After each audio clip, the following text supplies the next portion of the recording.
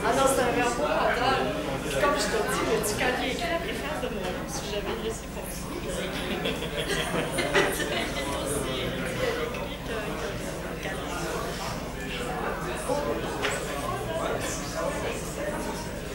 Ça vient tellement chercher le jeu. Oui, exact. C'est pour ça qu'on va essayer de le garder.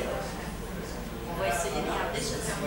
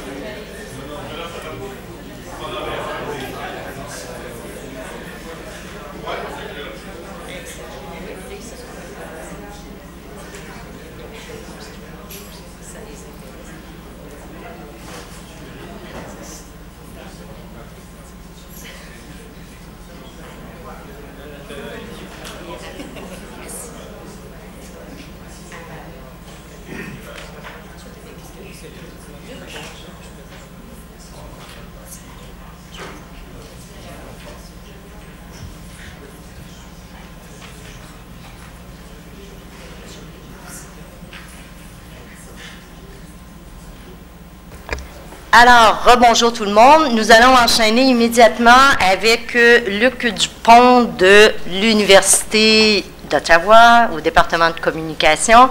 Alors, Luc nous fait le plaisir de nous entretenir aujourd'hui du concept de géolocalisation sociale ou l'éloge du local. Et il va voir comment on inscrit tout ça dans de la e-réputation. Donc, je comprends que je devrais bouger le moins possible, évidemment, pour faciliter le travail de nos amis. Donc, bien évidemment, bonjour à tous et merci. À toutes. C'est un plaisir.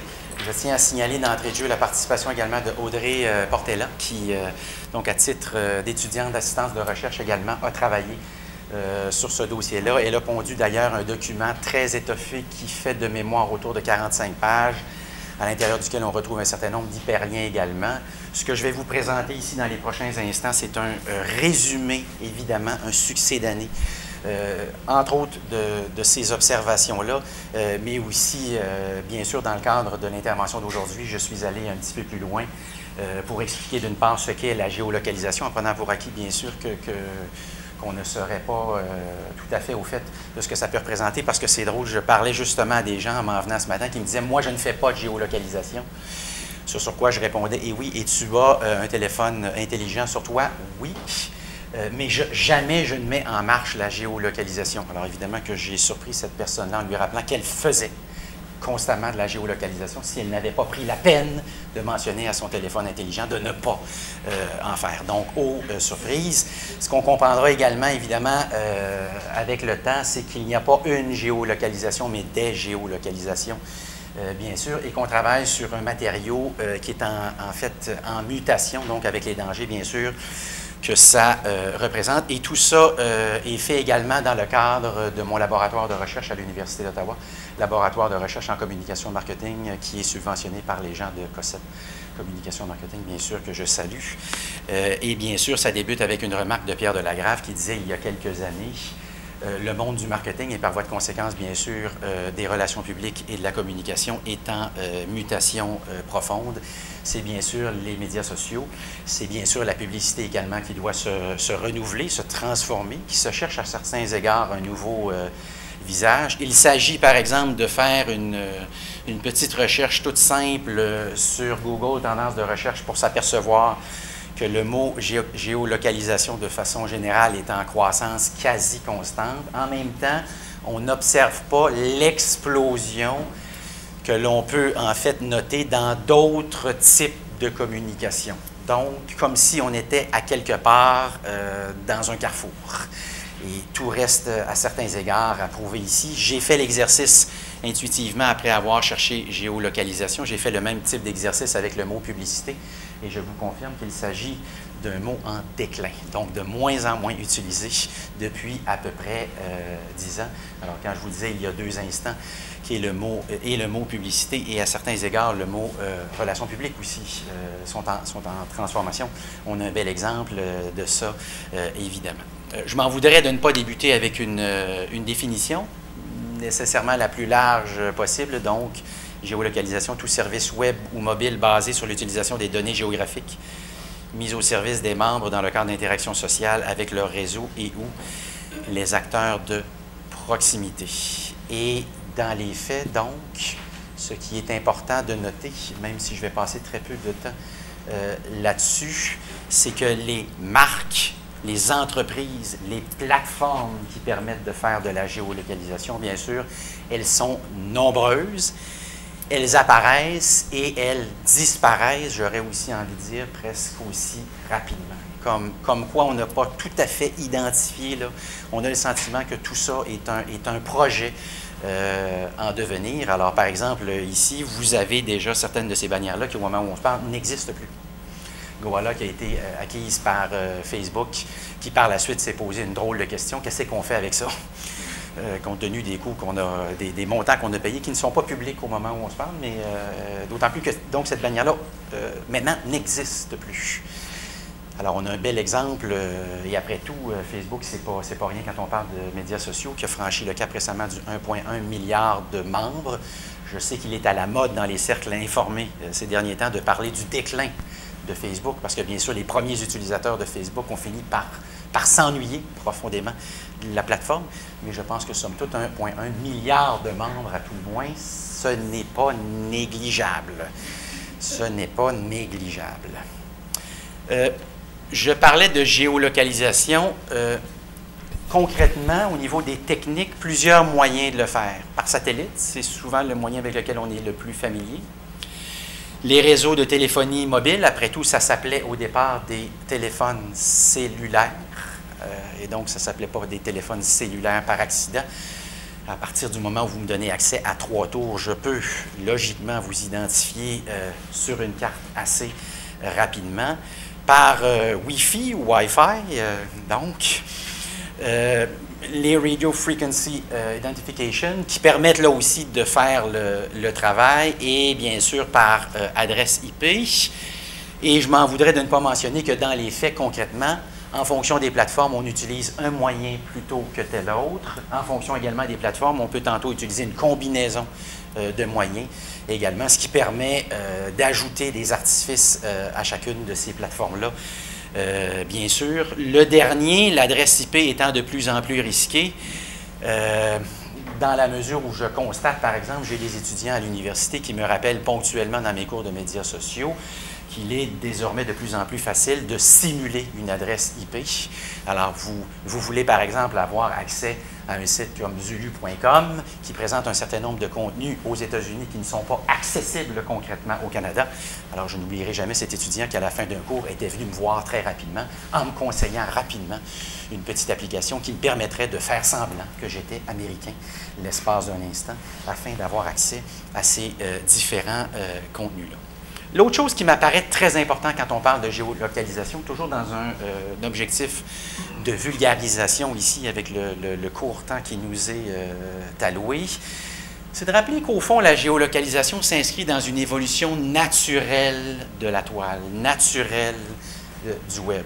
Souvenons-nous, quelque part en 95, 96, lorsque tout ça apparaît, je me souviens comme si c'était hier de mon modem 56K, Yahoo apparaissait au bout d'1 minute et j'étais foncièrement toujours très heureux lorsque la page finissait d'apparaître. En fait, j'avais le temps d'aller me chercher un petit café Aujourd'hui, les derniers chiffres nous indiquent qu'après 5 secondes, la nouvelle génération qui pousse a quitté. Et donc, ils sont certainement un peu moins patients que les plus vieux comme nous. Mais je me souviens donc de Google qui, en fait, explicitement nous promettait un accès à la planète. C'était la grande promesse de Google dans les premiers instants. Puis, on est passé à ce que j'appellerais l'étape 2. Facebook est apparu sur les écrans radars et nous a dit... Bien sûr que vous aurez accès à tous vos amis virtuellement, mais désormais, vous pourrez aussi leur parler et vous pourrez aussi raconter ce qui se passe dans vos vies, réseauter. Puis est arrivé Twitter, dont la promesse, dans ce cas-ci, là aussi explicite, rappelons-nous du slogan, qu'on a trop souvent oublié, mais le slogan, c'était initial, c'est « Qu'est-ce que vous faites ?» Alors, on voit bien qu'on est parti d'une logique qui était mondiale, et plus on avance, plus on est dans une logique qui s'apparenterait à une logique un peu plus locale, un peu plus ciblée, avec la possibilité, évidemment, de dire que je suis au tel coin de rue, en train de faire tel genre de truc. Puis apparaît Foursquare avec les check-ins. Alors, je reviens avec Foursquare en rappelant que ce n'est pas... parce que vous ne faites pas de check-in, que vous ne faites pas de géolocalisation. Parce qu'on a fini par penser que parce que je ne mentionnais pas explicitement où je suis sur un site, je ne fais pas de géolocalisation. Donc, tout se passait comme si, plus on avance, plus toute une série d'outils font en sorte que lentement, mais sûrement, on s'approche d'autres choses. Maintenant, imaginons l'espace d'un instant l'étape 5. L'étape 5, c'est bien sûr mon téléphone intelligent, qui soudainement me permettrait de payer, en fait, en tant que portefeuille. Alors, imaginons que ce portefeuille-là, bien sûr, raconte constamment où je suis. Imaginons maintenant que je connecte ce portefeuille-là avec mes déplacements et mes habitudes de consommation. Imaginons maintenant qu'à l'aide de forage de données, je croise toutes ces données-là.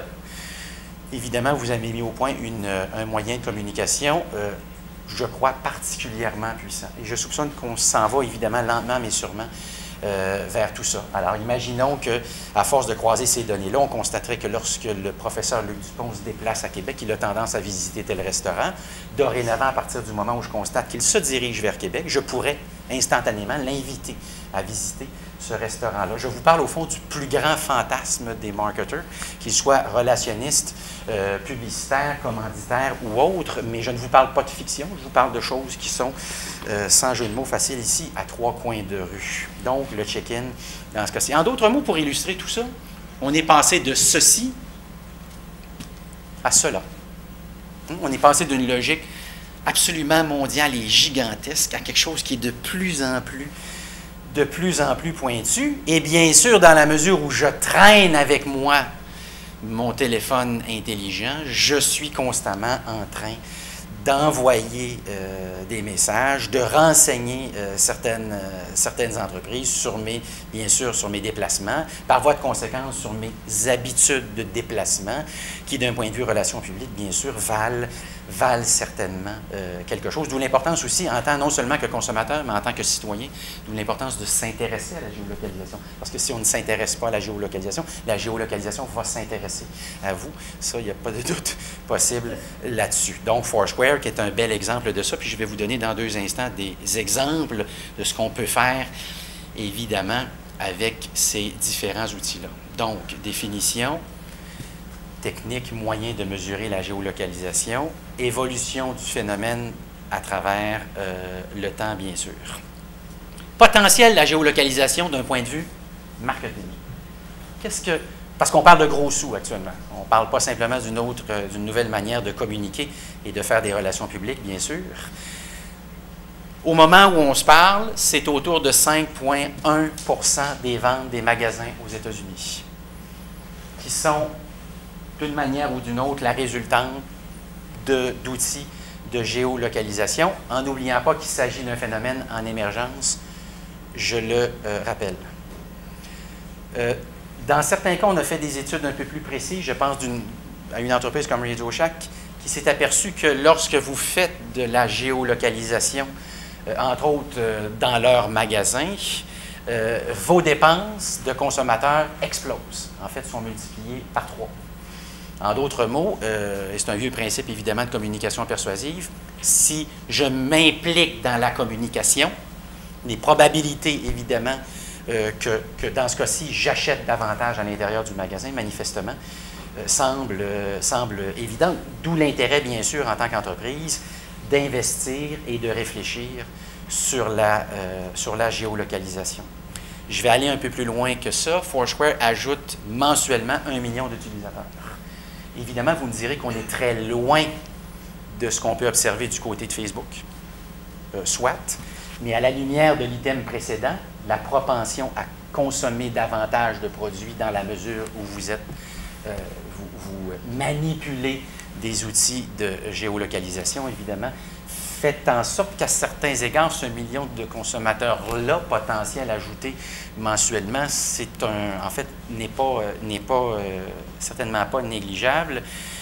Et j'ajouterai que, et je le mentionne parce que ça peut aussi sembler un peu étrange pour la plus vieille génération, je le dis parce que j'enseigne évidemment un certain nombre de cours en communication et en culture populaire, et je suis toujours frappé de constater que lorsque je parle du phénomène de la vie privée et de la vie publique, cette ligne-là dans le sable, qu'en général, les professeurs un peu plus âgés voient très bien, et qu'en général, les gens âgés voient très, très bien, c'est une ligne qui est claire, c'est un phénomène qui est beaucoup plus flou pour la nouvelle génération. C'est beaucoup moins clair. Je me rappellerai toujours d'un étudiant qui avait pris la peine de lever la main en disant « C'est quoi la vie privée? » Là, j'ai expliqué, c'est des choses qu'on ne peut pas raconter publiquement. Donc, je voudrais bien vous raconter ma vie privée, mais je ne peux pas vous la raconter. Oui, mais qu'est-ce que c'est la vie privée? Bien, la vie privée, c'est des choses que je ne peux pas vous dire à vous, que vous allez peut-être voir à la télé-réalité, parce que ce dont on parle aussi actuellement, j'ajouterai, s'inscrit aussi très bien dans la culture du moment. Et c'est ça qui fait la puissance, évidemment, de ces phénomènes-là, c'est qu'ils débordent le cadre de la communication. On parlait de l'aspect juridique ce matin, fort à propos, l'importance de l'image, évidemment, et des arguments que développeront éventuellement les entreprises dans ce contexte-là. Il faut bien sûr comprendre que lorsque je vous parle de géolocalisation, je vous parle d'un phénomène qui s'inspire beaucoup de la culture du moment, toujours en train de se faire et de se défaire. Hein, quelque part au milieu des années 80, Oprah nous a habitués à parler publiquement de notre vie privée. Et lentement, mais sûrement, on a initié toute une génération à la vie privée qui devient publique. La géolocalisation, c'est simplement le nec plus ultra de cette disparition-là. Je dis ça, je prends encore une fois la peine de le mentionner parce que je suis très conscient, quand j'en parle avec mes collègues professeurs, que ça pose problème d'un point de vue éthique. Mais ce qui m'étonne aussi, par ailleurs, toujours, c'est que d'un point de vue nouvelle génération en particulier, ce sont des espaces qui sont beaucoup plus flous qu'on voudrait bien le croire. Et si vous n'êtes toujours pas convaincu de ça, jetez un coup d'œil sur les Facebook de vos étudiants et vous comprendrez bien sûr que cette ligne-là n'est certainement pas très, très claire. eMarketer, tu as fait beaucoup d'études là-dessus, passionnantes. Un site que je recommande bien sûr à chacun d'entre vous. A fait une comparaison mai 2011, mai 2012. Alors, juste un an de différence. Et qu'est-ce qu'on constate? C'est qu'au niveau du téléphone intelligent, on est passé, en termes d'utilisation d'outils de géolocalisation, mais explicitement check-in ici. Donc, le geste, il est concrètement posé. Je ne parle pas simplement de la vivre passivement, la géolocalisation. On est passé de 12 à 18 % d'utilisateurs. Du côté du téléphone mobile, de 5 à 11 %. Quand on s'intéresse aux adultes, de 4 à 10 %. Alors, c'est une croissance qui n'est pas négligeable ici. Vous me direz encore une fois, 10 % ce n'est pas une masse critique, soit.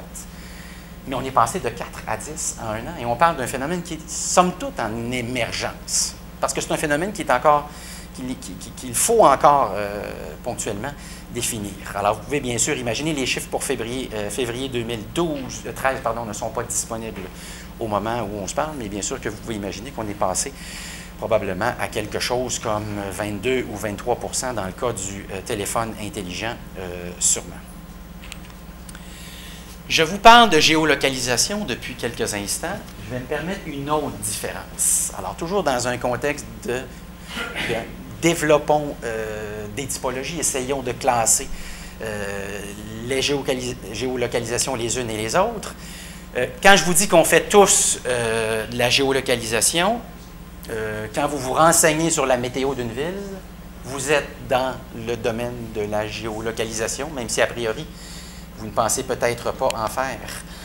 Quand vous faites vous cherchez une rue, quand vous cherchez un restaurant, quand vous cherchez un hôtel, vous faites de la recherche géolocalisée, donc un deuxième type de recherche. Quand vous faites un check-in, et pour la plupart des gens qui ne sont pas familiers avec la géolocalisation, le concept, ça, pour eux, ça, c'est de la géolocalisation. On comprend bien que ça, c'est un aspect parmi tant d'autres d'un univers plus vaste qui concerne la géolocalisation. Et personnellement, je ne suis pas convaincu que c'est l'aspect le plus prometteur.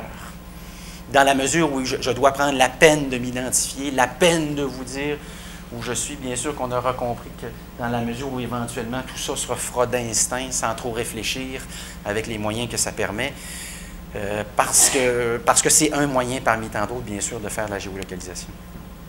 La géolocalisation passive, mise à jour de sa localisation, se fait automatiquement en arrière-plan. Google Latitude est un bel exemple de ça, donc un quatrième type de géolocalisation. Et le cinquième, et là je soupçonne que c'est celui qui sera mis de l'avant pour nous vendre la géolocalisation. Parce que vous aurez compris que pour nous vendre tout ça, on a besoin d'un argument fort. Quand on nous a vendu eBay, on nous a vendu eBay avec une histoire de relations publiques. Hein? On nous a raconté l'histoire de cette femme et de cet homme qui étaient en France et qui, par accident, sont tombés sur un vieux pèse. Et la dame a demandé à son mari de lui acheter. Ils étaient en vacances d'amoureux. Évidemment, à Paris, vous êtes nécessairement en vacances d'amoureux. Le mythe savamment entretenu, d'ailleurs. Et donc, on a entendu parler de l'histoire du billet. On n'a pas vérifié l'heure du départ à Charles de Gaulle. On est arrivé en retard pour prendre l'avion. Et on s'est aperçu, quelque part rendu à San Francisco, qu'on avait oublié le pèse à Paris. On l'avait oublié dans la chambre d'hôtel à Paris. La conjointe n'était pas contente. Et la conjointe a dit, tu me retrouves, mon pèse.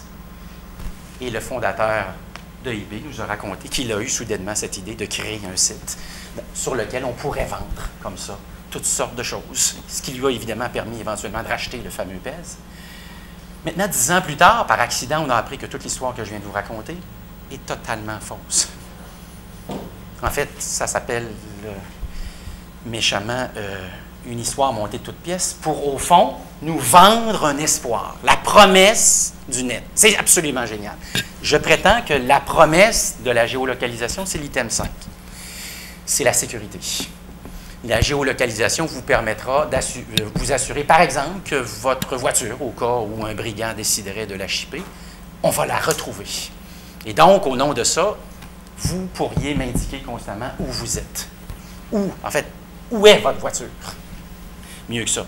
Ou, l'autre promesse, vos enfants. Protégez vos enfants. Où sont vos enfants? La géolocalisation vous permettra de savoir constamment et de manière certaine où sont vos enfants.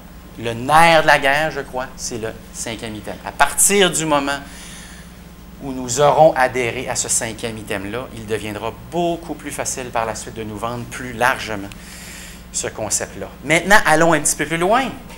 Parce que la géolocalisation, je vous le rappelle, c'est non seulement la capacité ou la possibilité de savoir où vous êtes, mais je vais aller plus loin que ça. Si je croise des données, 5 minutes, je viens d'avoir un saut. Oui, on va aller plus vite. Si on croise des données, évidemment, avec ces sites-là, regardez ce qu'il est soudainement possible de faire. Non seulement de savoir où vous êtes, mais où se retrouvent la plupart d'entre vous qui, à tout hasard, visiteraient une contrée, une ville, une région quelconque, et d'identifier, d'un point de vue relations publiques, toujours, les points forts, les musées, les restaurants. Alors, voici un outil franchement merveilleux. À partir de là, trois questions centrales, donc j'irai un peu plus rapidement ici. Rappelons-nous que peu importe la surface, peu importe le média, peu importe la plateforme, peu importe le type de média utilisé, et dans ce cas-ci, la géolocalisation, on ne pourra jamais faire abstraction de ce que j'appellerais les questions classiques. Le public cible, évidemment, à qui on se destine, l'avantage distinctif et les contenus susceptibles d'évoquer votre positionnement. Parce qu'à l'usage, quand vous jetez un coup d'œil sur les pages, par exemple, des villes, que ce soit des villes québécoises, canadiennes, américaines ou européennes, ce que vous constatez, c'est que chaque page de géolocalisation, chaque page, par exemple, sur Foursquare, est différente en fonction, bien sûr, de ce que vous choisissez de mettre à l'avant-scène. Alors, je prends l'exemple de Trois-Rivières, qui est fréquemment considéré au Québec comme le meilleur exemple de présence sur les médias sociaux. Trois-Rivières est un exemple, donc un premier que je vous donne sur Foursquare. Vous avez un exemple ici de la région de Québec et vous avez un autre exemple ici de Londres.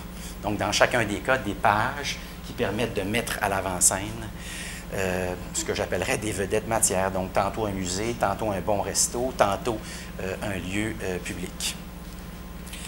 Je terminerai, et donc je salue d'ailleurs Guillaume qui est ici, je terminerai qui pourra d'ailleurs apporter quelques éléments d'information complémentaires parce que je présume évidemment que tu auras gratté tout le sujet de façon beaucoup plus davantage en profondeur, mais compte tenu des quelques instants qui me restent, très rapidement, je rappellerai qu'à une certaine époque, on s'est posé la question, à l'époque d'Optimum, est-ce que je suis correct là-dessus?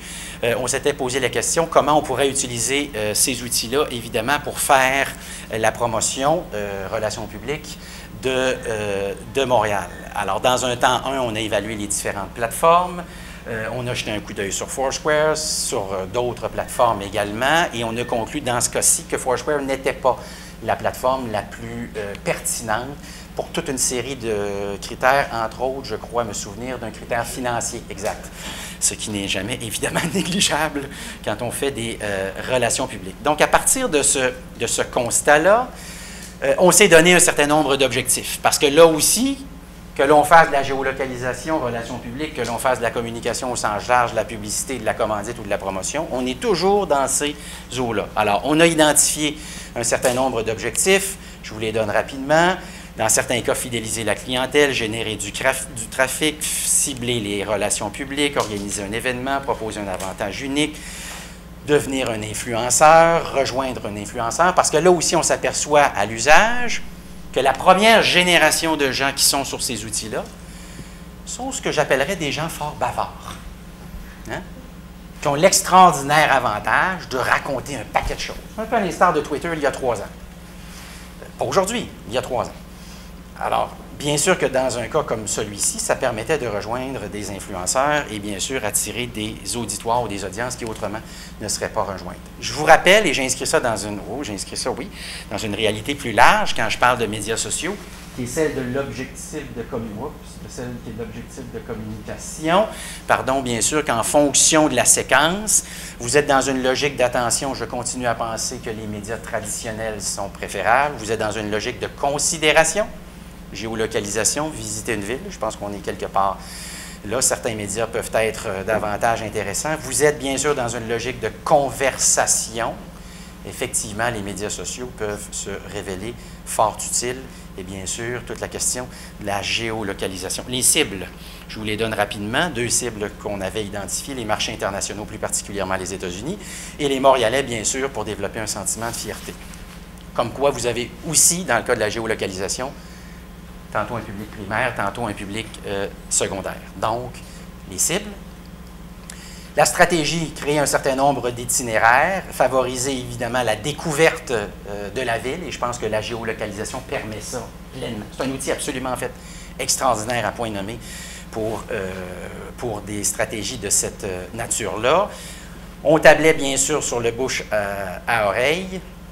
En cours de route, on s'est aperçu que les personnes pouvaient servir de relais. On parlait de bouche à oreille il y a 2 instants, pour découvrir Montréal, pour partager bien sûr leur expérience, pour entretenir, développer le sentiment de fierté. Et j'ajouterai un dernier commentaire dans ce sprint, c'est qu'au-delà bien sûr de cette opération-là, avec le temps, on a compris que la géolocalisation, c'est un outil parmi tant d'autres, parce que soyons francs, la plupart de ces outils-là n'ont pas au moment où on se parle ce que j'appellerais la masse critique qui leur permet d'avoir une grande efficacité. D'où l'utilisation classique des médias sociaux. Et quand on jette un coup d'œil sur la stratégie actuelle de la Ville de Montréal, on a un bel exemple de ça. Le blog, là, bien sûr, de la Ville de Montréal, mais bien sûr un Pinterest, qui effectivement permet de faire un certain nombre de choses que d'autres sites, tantôt de réseautage, tantôt de médias sociaux, ne permettent certainement pas. Instagram, formidable. YouTube, toujours dans un contexte de vendre Montréal, contexte de relations publiques, évidemment. Et bien sûr, le compte Twitter, en oubliant que tous ces outils-là, qui s'appellent médias sociaux, qui s'appellent réseautage ou qui s'appellent, bien sûr, géolocalisation, permettent de mesurer constamment la rétroaction. Alors, vous pourriez, par exemple, dans un outil Tweetfield, personnellement, que j'adore, qui vous permet instantanément de mesurer la teneur des commentaires à l'égard d'une ville, à l'égard d'un concept, à l'égard d'un produit, à l'égard d'un service. Évidemment, un outil de premier plan dans un contexte de relations publiques. Et j'annonce donc la prochaine étape, bien sûr, quand nous aurons tous un téléphone intelligent dans les poches, c'est bien sûr l'étape du portefeuille. Voilà donc.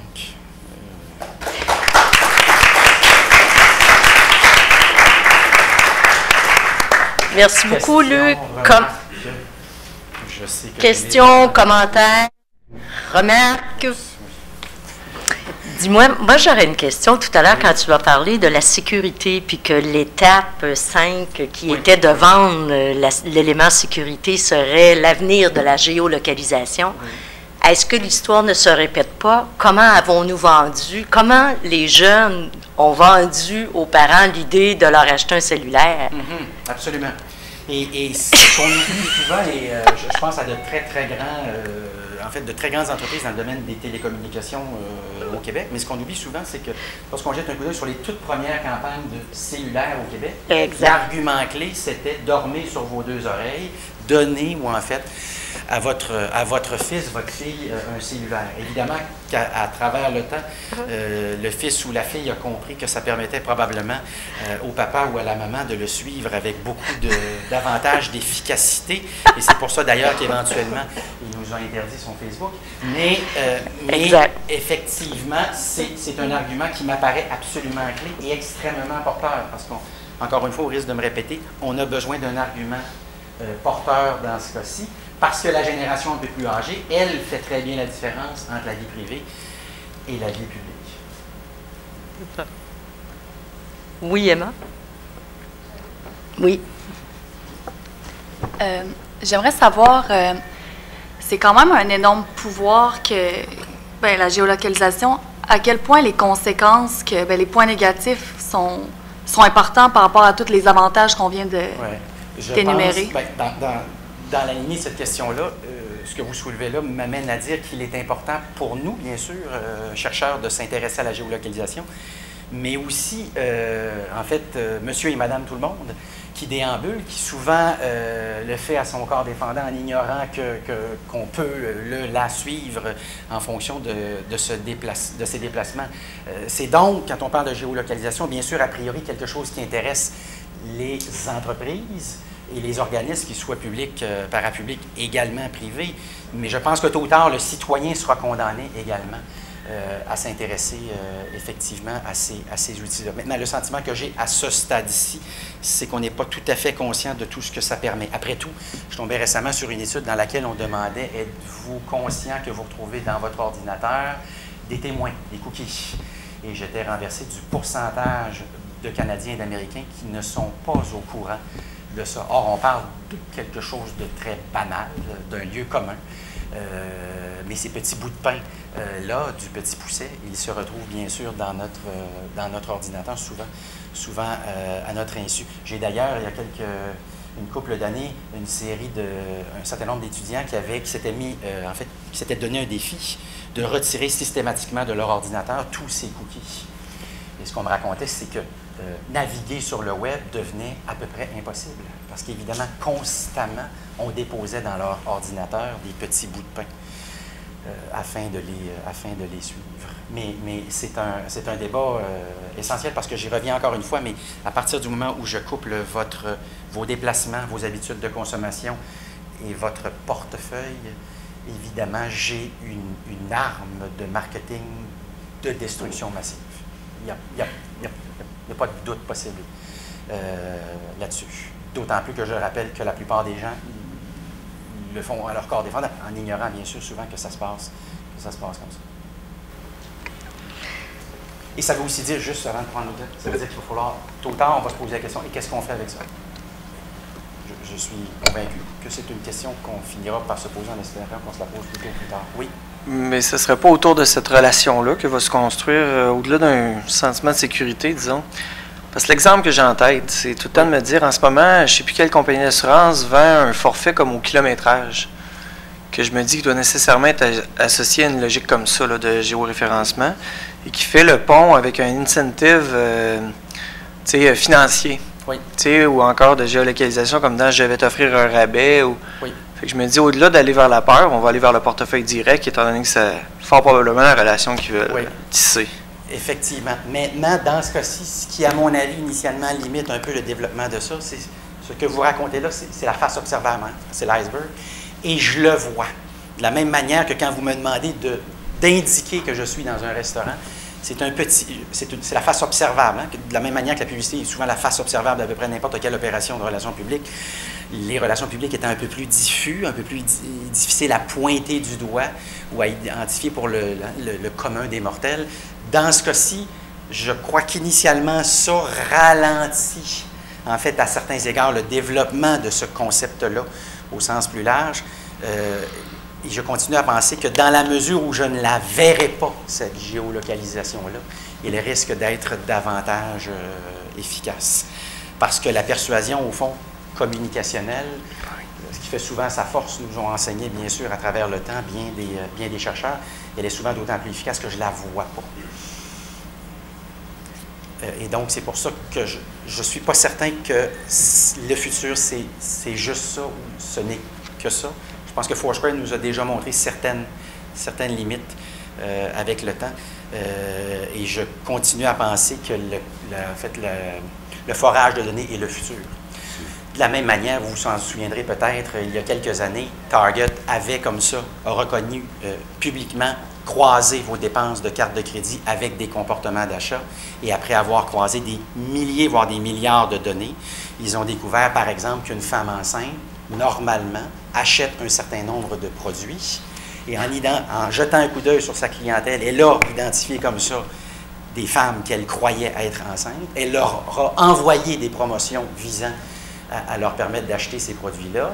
Elle s'est fait dénoncer par le père d'une de ces filles-là qui a dit « Ma fille n'est pas enceinte », pour par la suite retourner chez Target un mois plus tard à Minneapolis, donc le siège social est à Minneapolis, gentiment en s'excusant et en affirmant « Écoutez, je ne le savais pas, mais vous avez l'air à le savoir. Comment vous faites ça? » Et c'est là qu'on a appris qu'on faisait ce forage de données.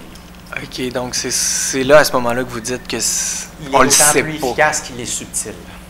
Et c'est pour ça qu'il faut s'y intéresser. Et Jacques Nantel a écrit un livre extraordinaire là-dessus, qui s'intitule « On veut votre bien et on l'aura », en collaboration d'ailleurs avec Anna Kroll, quelque chose comme ça, de la presse. C'est un document que je vous recommande, évidemment, fortement, dans lequel on annonce en fait les moyens et les techniques de communication à venir. Oui? Alors, dans votre communication, c'est intéressant la distinction, on va dire, géolocalisation avec simplement le checking, beaucoup plus large, ou avec une plateforme comme Foursquare. Il me semble quand même que c'est une approche quand même qui reste sur les peurs, hein, sur le côté sécuritaire, les peurs. Face à ça, on a des pratiques de jeunes ou de professionnels qui volontairement, on va dire, utilisent la géolocalisation pour construire leur e-réputation en disant je suis à tel endroit, oui. Voyez-le. Voilà. Oui. Alors c'est une pratique qui est aussi intéressante. Oui, absolument. Ce qui nous rappelle que c'est il y a les bons côtés de la chose et il y a les mauvais côtés de la chose, comme toutes ces nouvelles technologies-là.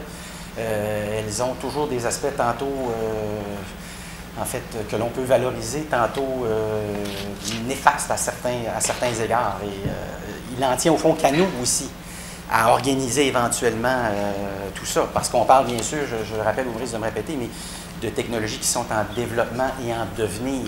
Donc, la phase finale de tout ça, ça reste à construire. Mais effectivement, je pense que vous faites bien de le mentionner, toutes ces innovations-là ne sont pas a priori négatives. Bien sûr, c'est ce qu'on décide d'en faire. Parce qu'à certains égards aussi, je vous dirais que de savoir que j'ai certaines habitudes de consommation et de tenter de répondre dans la mesure du possible à certaines d'entre elles, ce n'est pas systématiquement négatif. Mais bien sûr que dans bien des cas, c'est certainement intrusif et surprenant. Je dois dire personnellement, on parle de croisement de données, Amazon périodiquement m'envoie un courriel en me disant « Je soupçonne que vous aimeriez tel livre et tel autre livre qui vient tout juste de sortir. » Et je dois dire que je suis franchement renversé parce que ces gens-là savent sur moi. J'ai parfois l'impression d'ailleurs qu'ils en savent davantage sur moi que moi-même, sur moi-même. Ce qui est toujours un peu inquiétant. Alors voilà donc. Oui. Ben, merci Luc. Merci beaucoup Luc.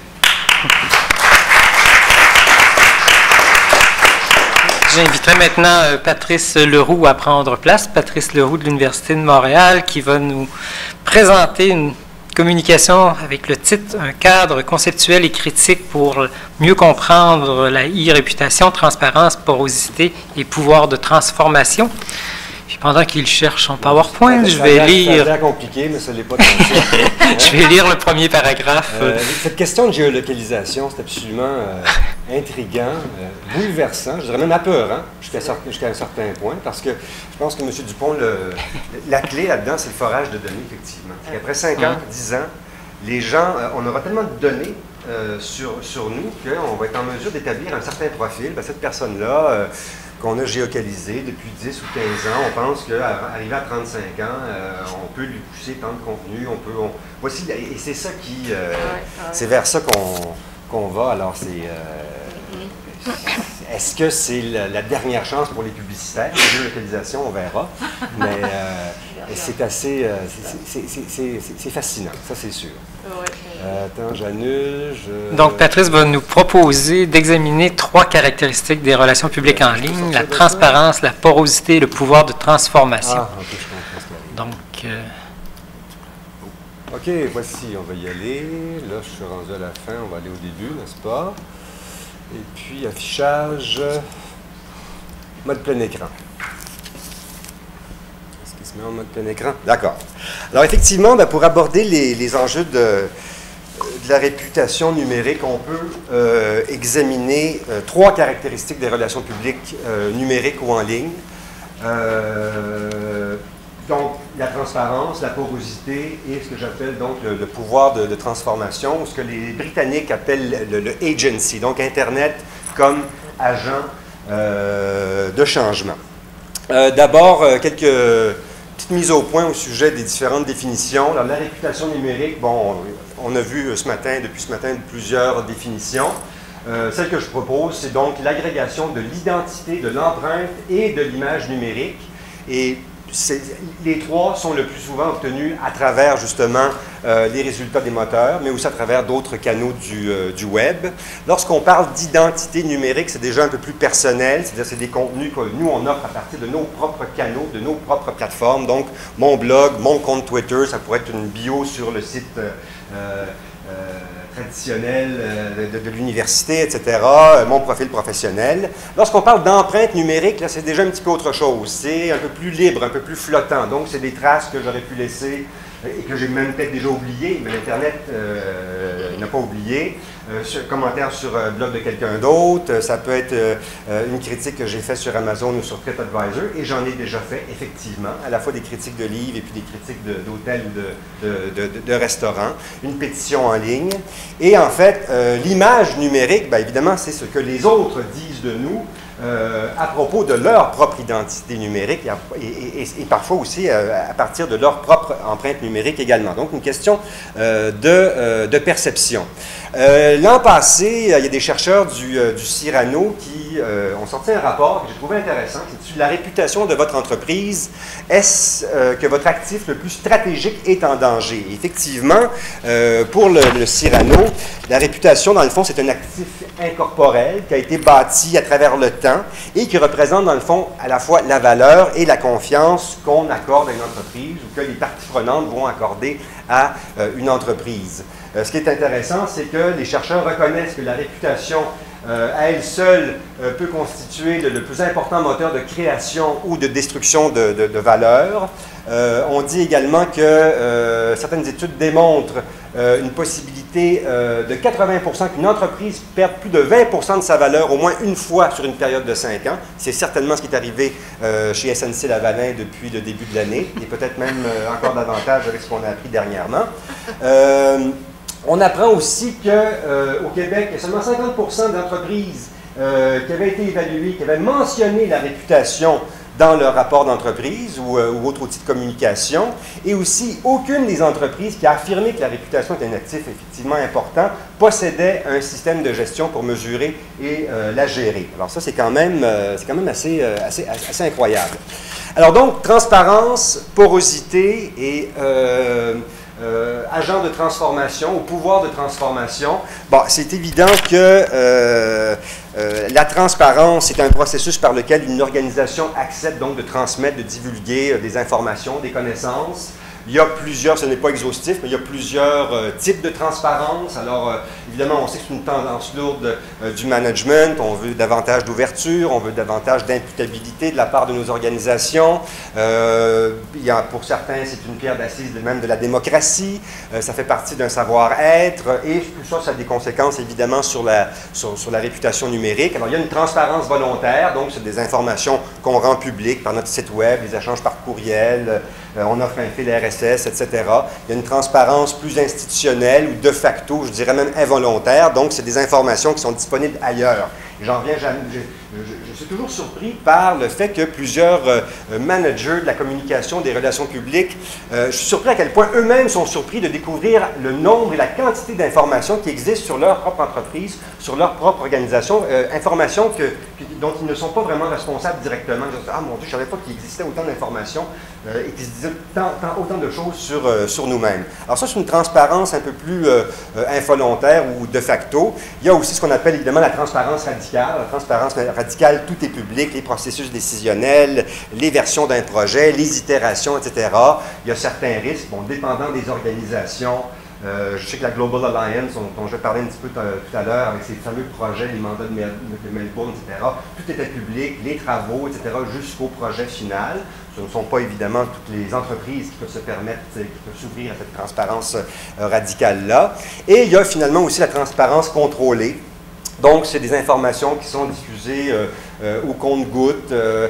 Des fois, elle est volontaire, des fois, elle peut être institutionnelle. Parfois, il y a aussi ce qu'on appelle une transparence déguisée ou secrète. Alors, à ce moment-là, ça, c'est l'antithèse de la transparence, je l'avoue. Donc, c'est de la technique de manipulation, des black hat tactics, comme on dit, et de l'astroturfing, entre autres. Alors, quand on parle de transparence, bon enfant, ben, un exemple que je trouve intéressant, c'est ce qu'a fait McDonald's, par exemple, je pense que c'est au début de l'année ou à partir de la fin de l'an dernier. On a ouvert un site web, vos questions McDonald's, et là, on pouvait effectivement répondre qu'est-ce qu'on retrouve dans vos produits. Et effectivement, ça fonctionne assez bien.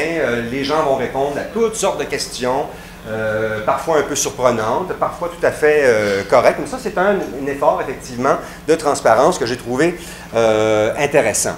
Il y a aussi le géant, Procter & Gamble, Procter et Gamble, c'est ça, P&G. Qui longtemps a été perçu comme une organisation, une grosse organisation assez secrète, même qu'à un moment donné, on disait que la R&D ne parlait pas au marketing, puis les gens de marketing découvraient les produits lorsqu'ils étaient lorsqu'ils allaient dans les commerces ou à l'épicerie. Et depuis quelque temps, effectivement, Procter & Gamble a ouvert ce site-là qui s'appelle Science in the Box, où on peut retrouver, où on parle vraiment de est-ce qu'il y a des phosphates dans nos produits, comment nous les développons, etc. Donc, une certaine ouverture que je trouve assez intéressante. Et bon, on ouvre à l'international. Le site est disponible en plusieurs langues. Effectivement, il y a de la science, mais on va quand même assez loin sur où on divulgue de façon assez importante l'ensemble ou la composition, effectivement, des produits de Procter & Gamble. Dernièrement, Coca-Cola a essayé aussi, bon, Coca-Cola depuis des années fait des efforts pour se rapprocher, si vous voulez, de la culture québécoise. Vous savez que le Québec, c'est un des rares marchés où Coca-Cola n'est pas numéro 1. Peut-être que M. Dupont pourra le confirmer, mais ici c'est Pepsi, hein, comme disait le bon vieux slogan publicitaire. Alors donc on essaie de se rapprocher avec par exemple un site comme Vivons positivement. On dit bah, écoutez, on s'occupe des ours polaires, bon, vous écoutez. La coquille, c'est pas de moi, c'est vraiment de coke. Il faudrait soigner ça un petit peu plus, par exemple. On a mis également, on a lancé une publicité télévisée qui est sur YouTube, mais qui a été vue quand même dans les grands canaux de diffusion, où on dit, bah, écoutez, oui, on participe, on est contre l'obésité, on a peut-être un rôle à jouer dans l'obésité, mais quand même, ce n'est pas parce que les gens boivent du coke qu'ils sont obèses nécessairement. Il y a d'autres facteurs, etc. Mais ce type de transparence appelle quand même, malgré tout, à des récriminations. Par exemple, les récriminations qui viennent de la coalition Poids et Santé qui dit ah, Coca-Cola, on le sait bien, vous tentez de vous donner bonne conscience, vous faites une opération de charme, etc. Puis vous dites dans le fond que les aliments ou les boissons gazeuses qui ont 0 calories sont égales à un bout de brocoli qui a également 0 calories, etc. Vous exagérez. Remarquez que dans l'espace public, Coca-Cola occupe un espace beaucoup plus important que la coalition québécoise sur la problématique du poids. Ça, c'est vrai, mais quand même, lorsqu'on est transparent, on peut évidemment s'exposer à ce type de critique-là. Il y a finalement aussi ce qu'on appelle la porosité. Alors, la porosité, c'est une forme de transparence. Effectivement, à partir du moment où les organisations deviennent plus perméables, plus transparentes, à partir du moment où les employés peuvent envoyer toutes sortes de messages, etc., ça change pas mal la donne.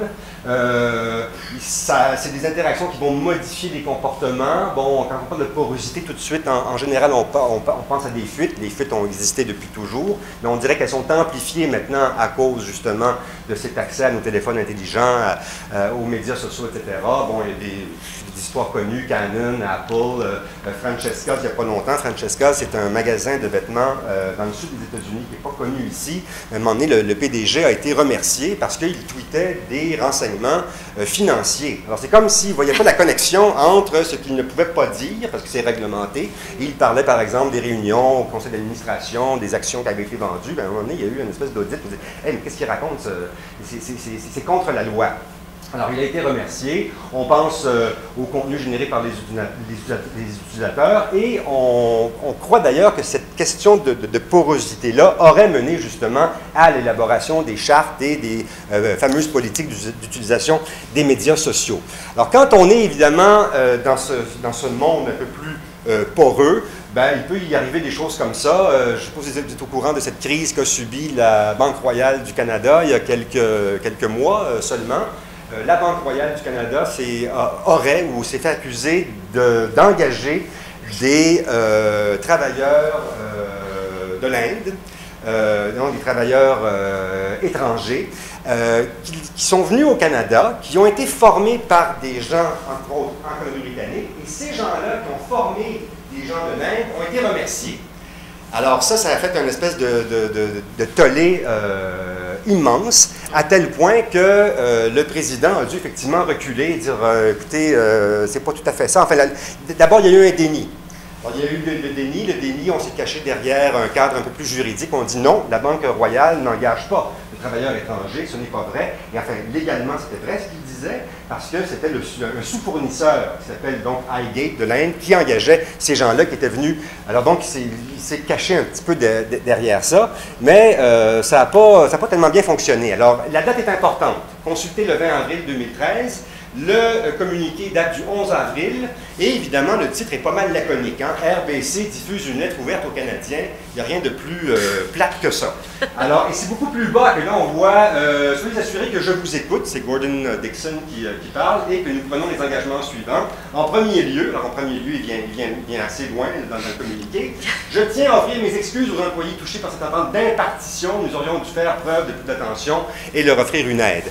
Alors effectivement, bon, finalement, on se rend compte qu'il y a eu quelque chose de pas tout à fait correct qui a été fait.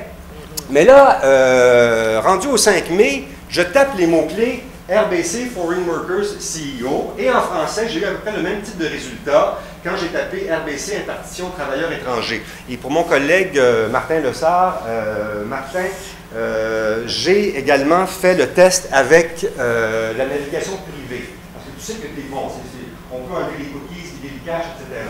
Mais un des trucs, justement, pour être sûr que les résultats de recherche ne soient pas filtrés à travers les recherches qu'on a faites auparavant, on peut utiliser la navigation privée. Et j'ai eu quand même le même type de résultat. Ce que je trouve assez curieux, c'est que lorsque j'ai donc écrit ces mots-clés-là en anglais et en français, en français, j'avais après le même type de résultat, mais en anglais, on avait que des résultats qui venaient des médias, et entre autres, justement, où on disait, bon, les consommateurs ou les lecteurs n'achètent pas le premier déni, donc, du PDG de la Banque Royale, mais jamais on voyait effectivement la position officielle de la Banque Royale. Et ça, je trouvais ça vraiment curieux, je trouvais ça dommage qu'elle ne paraisse pas près d'1 mois après que le communiqué ait été diffusé. Et quand on va regarder dans le code source, et là, moi, je vous dis, là, les plus jeunes et les professionnels, là, faites votre travail, allez jusqu'au bout. Hein? Quand on fait un communiqué, là, allez vous intéresser, mêlez-vous de qu'est-ce qui vous regarde. Allez voir dans le code source qu'est-ce qu'on a fait. Et quand on regarde dans le code source, bon, évidemment, la balise keywords, on le sait, elle n'est plus efficace, elle ne veut plus rien dire, mais la balise description, elle est encore, elle fonctionne bien. Puis là, on voit RRBC, alors que il n'y a jamais eu de RRBC. On voit RRBC fait la lumière sur les récents rapports dans les médias. Alors, c'est un petit peu autre chose, mais c'est un titre qui est aussi laconique que celui RBC diffuse une lettre ouverte aux Canadiens. Et la fameuse RBC diffuse une lettre aux Canadiens, elle est dans une balise H3. Vous savez, il y a des balises qui sont plus importantes et plus sensibles que d'autres. Et dans ce cas-là, ben, je trouve ça dommage vraiment que les gens ne soient pas allés d'abord un petit peu plus loin avec le titre un peu laconique et n'aient pas au moins joué peut-être dans les balises et dans le code HTML. Encore dernièrement, la catastrophe de l'année, hein, on peut le dire comme ça. Et d'ailleurs, on apprenait ce matin que le taux de décès a augmenté, c'est au-dessus de 715 personnes qui sont décédées. On a trouvé encore des gens. C'est ce qui est arrivé à la Plaza Rana du Bangladesh. Et effectivement, on se pose des questions. Ben, qui était là? Alors, on sait qu'il y avait Calvin Klein, Hilfiger, Benetton. Benetton a voulu le cacher. Des gens aussi de... comment c'est j'allais dire Miracle Mart, c'est pas Miracle Mart, là, c'est... Walmart. Walmart, merci beaucoup. Miracle Mart, vous voyez à quel point je suis vieux. Enfin, bref, il y a également un des premiers qu'on a identifié au Canada, c'est Joe Fresh. Joe Fresh est une marque très connue qui s'est intégrée dans le réseau de Loblaw, justement, parce qu'on sait que Target s'en vient, bon, et puis pour contrer les Walmart de ce monde, etc. Et ce qui est assez curieux, c'est lorsqu'on va sur le site de Joe Fresh, juste un petit peu au-dessus de la ligne de flottaison, on voit Loblaw déterminé à trouver des solutions. On ne sait pas tout à fait ce que c'est, mais il faut vraiment cliquer dessus. Et quand on va un petit peu plus bas, c'est encore des robes, etc. Et beaucoup, beaucoup plus bas, on a une petite... des petits liens en relation avec les investisseurs et il y a aussi un petit lien média. Je vais vous le montrer tout à l'heure. Alors, quand on clique sur Loblaw déterminé à trouver des solutions, effectivement, on reconnaît la catastrophe, on offre les condoléances et on dit, ben, écoutez, on reconnaît que les mesures n'englobent pas les aspects relatifs à la construction et à l'intégrité des bâtiments au Bangladesh. Effectivement, jusqu'où va notre responsabilité, jusqu'où va notre imputabilité? Est-ce que ça peut aller jusque-là? Peut-être qu'effectivement, ce qui s'est passé, ça ne correspond pas à nos valeurs, à notre leadership, à notre culture. Ben, on verra tout à l'heure si ça a changé quelque chose.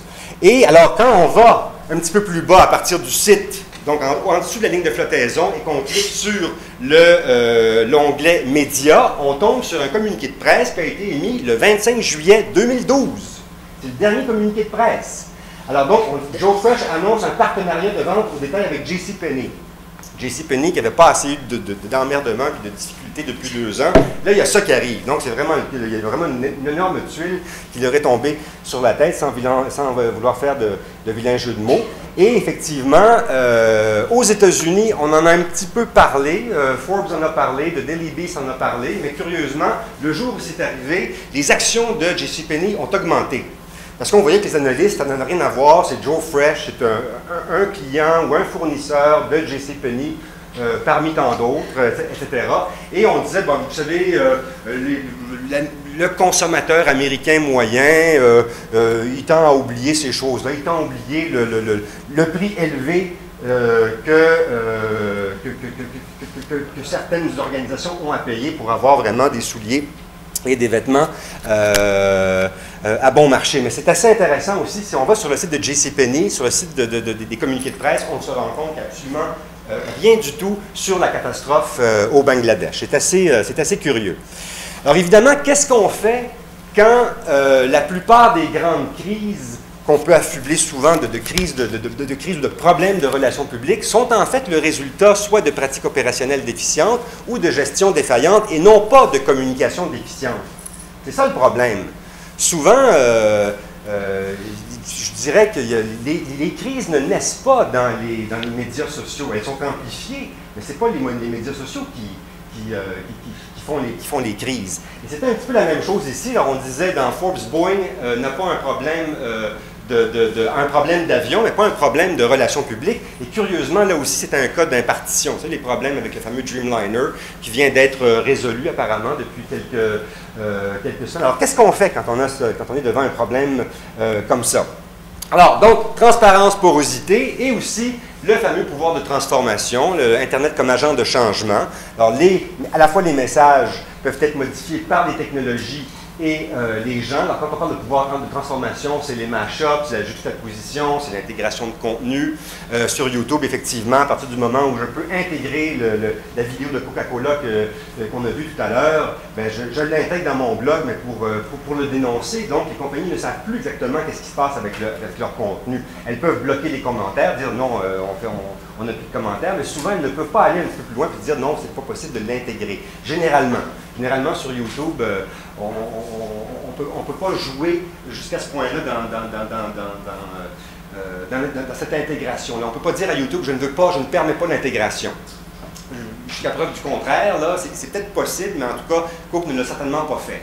Alors, il y a évidemment ce qu'on appelle les processus de propagation, les widgets, et probablement que le pouvoir de transformation le plus spectaculaire qu'on connaît, c'est souvent ce qu'on appelle les fameux détournements d'images. Alors, les détournements d'images, en voilà un, justement, avec les fameuses lasagnes, là, vous savez, il y a eu je dirais pas que c'est pas une crise sanitaire, c'est une fraude alimentaire qui a eu lieu en Europe, qui a eu lieu d'abord qui a été découvert en Angleterre, curieusement, et c'est la compagnie Findus elle-même qui a alerté les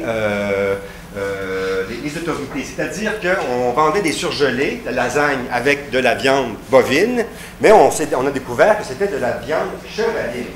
Alors, c'est du goût un peu bourriquet, puis bon, grand jeu concours et gagne un voyage en Roumanie, parce qu'on pense que ça émane de la Roumanie. Et vous savez, bon, le kilo de viande chevaline se vend à peu près 2 euros le kilo.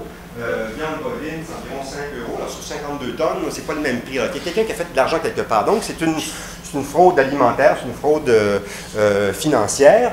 Et évidemment, Findus disait, écoutez, c'est nous qui l'avons découvert, etc. Mais ils ont quand même laissé les gens jouer avec ces détournements d'images-là. Mais ce qui est arrivé, c'est quelque chose d'assez curieux, c'est qu'ils ont demandé à un média, la Tribune dans ce cas-ci, de retirer les titres. De retirer les titres que la Tribune avait mis à côté du nom Findus. Donc, Findus, escroquerie, l'affaire Findus, etc. Et ça, c'est assez curieux parce que normalement, tantôt, je pense que Florian, Martin Barito en a parlé un petit peu ce matin. Quand on reçoit une lettre d'avocat, une mise en demeure, ça peut effectivement nous faire un petit peu peur. Mais dans ce cas-là, ils ont effectivement refusé. Non, nous, on ne va pas jouer avec l'histoire. Et ce que je trouve intéressant, c'est qu'on dit, à la différence de celle des journaux, la mémoire d'Internet et donc celle du site de la Tribune est facilement et instantanément accessible. Donc, l'information vaut autant par ce qu'elle est que par le regard qu'on peut porter sur elle, un regard qui parfois évolue. Et ça, je pense qu'il faut féliciter la Tribune, effectivement, d'avoir refusé quand même de modifier les titres. Il faut le faire. Modifier les titres, modifier les balises méta, etc. Et c'est quand même assez curieux. Alors, qui a demandé à Findus, par exemple, de modifier ses titres, pas Findus, la Tribune, de modifier ses titres? Ce sont des compagnies comme Reputation Squad. Alors, on en a de plus en plus aux États-Unis. Il y a Reputation tout court, Reputation Protect, etc. Et effectivement, ce sont des compagnies qui disent, ben, écoutez, nous, on va nettoyer là, tout ce qui est négatif. Alors, soit on a recours à des services juridiques. On en a parlé ce matin avec Florian. On peut utiliser des techniques de noyade. Et on peut aussi, les techniques de noyade, c'est la multiplication des contenus. Donc, on va enterrer ce qu'il y a de négatif. Ça se fait. Je passe tout de suite et je termine là-dessus. Je pense qu'il me reste juste... Est-ce que j'ai dépassé déjà? 2 minutes 30. Ah, ben c'est parfait. OK. Alors, depuis quelques années, je vous dirais même que ça a commencé en 2006, je vous dirais que c'est même des gens de la Société canadienne des relations publiques qui ont débuté cet effort-là. Des grands travaux d'introspection et de projection dans l'avenir pour les relations publiques. Qu'est-ce qu'on fait, où on est, où est-ce qu'on va, etc. Et ça a commencé justement avec une définition des relations publiques qui a été adoptée par la Société canadienne des relations publiques. Alors, il y avait des gens comme Terry Flynn, Jean Valin, là-dedans. On dit, les relations publiques, c'est quoi? C'est la gestion stratégique par le truchement de la communication des liens entre une organisation et ses différents publics, pour favoriser la compréhension mutuelle, de réaliser ses objectifs organisationnels et de servir l'intérêt public. Il y a certaines personnes qui ont dit, ouais, réaliser les objectifs organisationnels, ça c'est une chose, ça va, mais servir l'intérêt public, c'est pas tout à fait facile à définir, tout ça. Alors, comment concilier les deux? On réalise d'abord les objectifs organisationnels sous le couvert de servir l'intérêt du public, etc., parce que c'est davantage ça. Alors, il y a des gens qui ont été assez critiques, mais bref, tout ça aussi, ça a mené à la fameuse déclaration de Barcelone par l'Association de la mesure et de l'évaluation en communication. Donc, les accords de la déclaration de Barcelone, des choses très connues, les médias sociaux sont mesurables, on doit justement élaborer des objectifs mesurables, les équivalences publicitaires sont à rejeter complètement une fois pour toutes, enfin. Il y a eu aussi les accords de Stockholm, où là on parlait davantage de gestion, de gouvernance, de développement durable, donc le fameux triple bottom line, là, personne, planète et profit, voir si on peut le concilier. Et finalement, le mandat de Melbourne. Alors, dans le mandat de Melbourne, là, on parle de valeurs, de culture, de comportement responsable. Ça va quand même assez loin. Est-ce que les relations publiques peuvent devenir la conscience de l'organisation? C'est un petit peu ça. Et alors donc, on disait, les professionnels des relations publiques ont ce rôle de définir et de maintenir la personnalité et les valeurs d'organisation. Instaurer une culture d'écoute et d'engagement, ça, c'est des choses qu'on faisait quand même assez bien auparavant. Mais quelque chose d'assez nouveau, c'est d'inciter les individus et les organisations à adopter des comportements responsables. Alors là, ça commence à changer là, un petit peu. Là. Dans le fond, on dit, est-ce qu'on est là pour remettre, par exemple, en question, pour reformuler, pour relégitimer effectivement la mission de l'organisation. Quand on oriente la personnalité de l'organisation, une organisation c'est faite de quoi? Qu'est-ce qu'il y a dans l'ADN d'une organisation? Il y a une question de valeur, une question de leadership, une question de culture. Et dans le fond, on se dit, le rôle des relations publiques, est-ce que ça peut être de s'assurer que les structures, les procédures, même les méthodes de travail vont refléter les valeurs de l'organisation? Est-ce qu'on peut remettre en question la mission de l'organisation? Je trouve que c'est un vaste programme qu'on demande aux relations publiques. Et remarquez que ça a été entériné par la Global Alliance qui a en son sein la plupart des grandes associations de relations publiques au monde. Alors, la Société canadienne des relations publiques, évidemment, Syntec en France, l'Institute of Public Relations en Angleterre, le PRSA, effectivement. Bon, mais 160 000 personnes dont je fais partie, ça reste quand même un peu moins de 10% de l'ensemble des gens qui se déclarent travailler en relations publiques. C'est pas énorme, mais bon, est-ce qu'on peut prendre un certain leadership à l'intérieur de ça? Et ce que je trouvais assez curieux, c'est que tout dernièrement, Joe Fresh, sur l'endroit qui est un peu laconique aussi, là, je dois le dire, a finalement déclaré qu'elle était que la compagnie, par l'entremise, j'imagine, de l'Obla, va engager un employé sur place, donc au Bangladesh, qui se rapporterait directement à l'Obla pour s'assurer que les produits sont fabriqués dans le respect de nos valeurs. Alors ça, je trouve que ça va assez loin. Alors, quelles sont ces valeurs-là? Est-ce que les valeurs, ce sont celles, par exemple, de pouvoir protéger et s'assurer que le code du bâtiment est correct au Bangladesh et dans les pays, dans les différents sweatshops? Alors ça, c'est vraiment en train de changer la donne. Et bon, si vous pensez que tout ça, c'est un peu occulte, ce que je vous raconte, c'est extrêmement important pour les jeunes professionnels et pour les jeunes étudiants en relations publiques de découvrir et de connaître justement le mandat de Melbourne. Et pour les praticiens, les gens du mandat de Melbourne ont même mis sur pied ce qu'ils appellent un indice d'intégrité et un test des valeurs qui va assez loin. C'est un test pour l'interne, c'est pas un test de benchmarking, c'est pas pour se comparer aux autres organisations, mais on a un certain nombre de valeurs et ces valeurs-là peuvent être notées, etc. Et avec un algorithme, on peut par exemple voir quels sont nos secteurs qui sont forts, quels sont ceux qui sont faibles, et on peut voir un peu quels sont les secteurs problématiques pour vraiment tenter de modifier et de changer l'organisation. Alors ça, c'est quelque chose à voir. Évidemment, le mandat de Melbourne, bon, si vous me dites, bon, je ne sais pas qu'est-ce que c'est exactement ça, c'est assez normal. Ça a été entériné en novembre 2012, donc ça fait quand même pas longtemps, mais ça reste extrêmement important dans, je pense, pour l'avenir des relations publiques. Et là-dessus, je vous remercie de votre attention.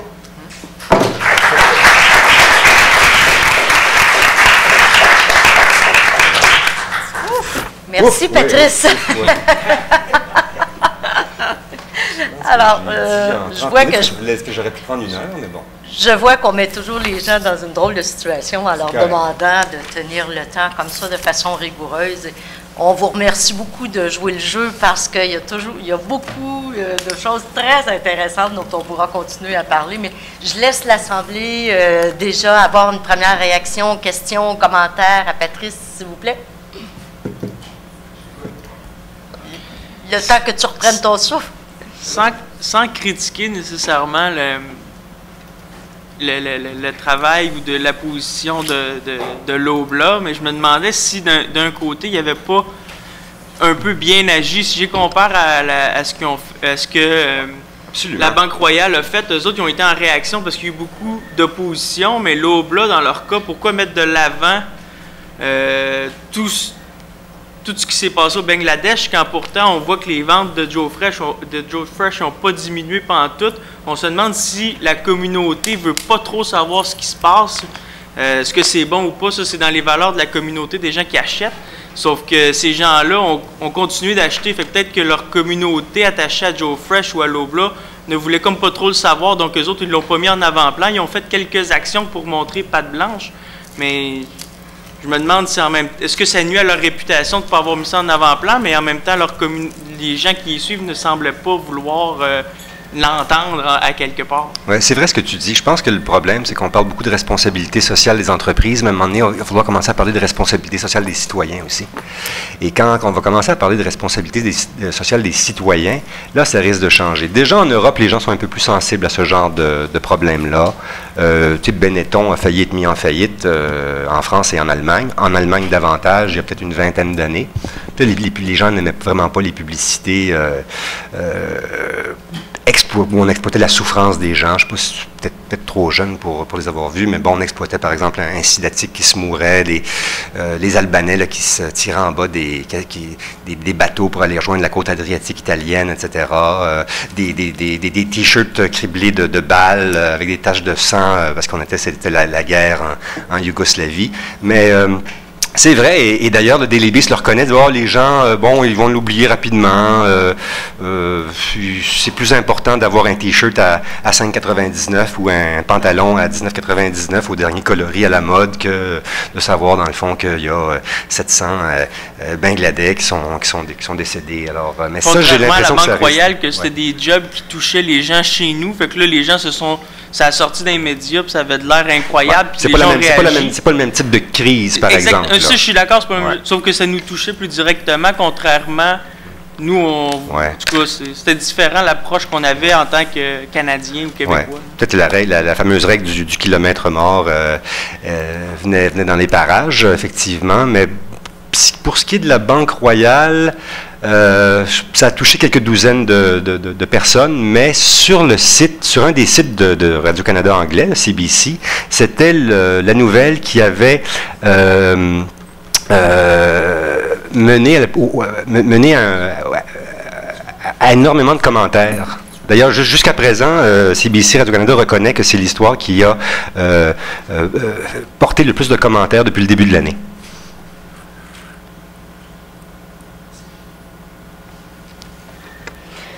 Merci beaucoup. Puis oui, effectivement, quand tu parles de responsabilité sociale des citoyens et lorsque tu parles Pierre Thomas, que oups, ça nous a comme touché un petit peu plus de près, la Banque royale du Canada, presque de plus près que la situation qui s'est passée la semaine dernière au Bangladesh. C'est comme... Ben, je pense que c'était le 25 avril que ça s'est passé, l'accident. Mais on trouve encore des corps, c'est sûr. Des corps, ouais. Exact. Alors, autre réaction, commentaire, ou si on garde ça pour une discussion un peu plus tard. Et à ce moment-là, nous allons enchaîner immédiatement avec Antoine Dupin. Si tu veux t'installer, Antoine. Et Antoine, lui, va nous entretenir de l'identité numérique, le côté sombre, et je trouvais que ça se plaçait bien aujourd'hui. Et il dit, aujourd'hui, les internautes évoluent dans un écosystème dont ils appréhendent de plus en plus les mécanismes. Alors, nous allons écouter ça avec beaucoup d'intérêt, Antoine. Donc bonjour, donc je vais vous présenter une rapide présentation, parce qu'on n'a que 25 minutes, donc j'ai vraiment le survolé, sur la réputation numérique et comment aujourd'hui les internautes ont les outils et même ont les connaissances pour pouvoir nuire à leurs prochains, et même aux entreprises. Alors pour introduire, je vais prendre une phrase qui a été dite par Chris Anderson il y a pas mal de temps. C'est « Votre marque n'est pas ce que vous en dites, mais ce que Google en dit ». Alors cette phrase est intéressante, puisqu'il y a deux notions en fait qui apparaissent. Votre marque n'est pas ce que vous en dites. Ce que vous en dites, c'est ce que j'appelle moi l'identité numérique. C'est comme ça que je le définis. Comment la marque se présente, comment une personne se présente. Mais ce que Google en dit. Google est un catalyseur, on va dire, de traces numériques qui peuvent être positives ou négatives. Et donc ça, ces traces numériques forment la réputation numérique. L'identité numérique, c'est donc comment l'entreprise se présente. L'identité numérique peut se présenter sous la forme d'un site corporatif de profil sur les médias sociaux.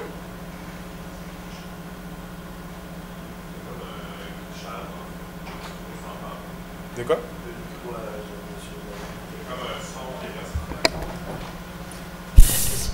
C'est corrigé? C'est peut-être mon accent français, non? C'est peut-être ça, non? Ça peut...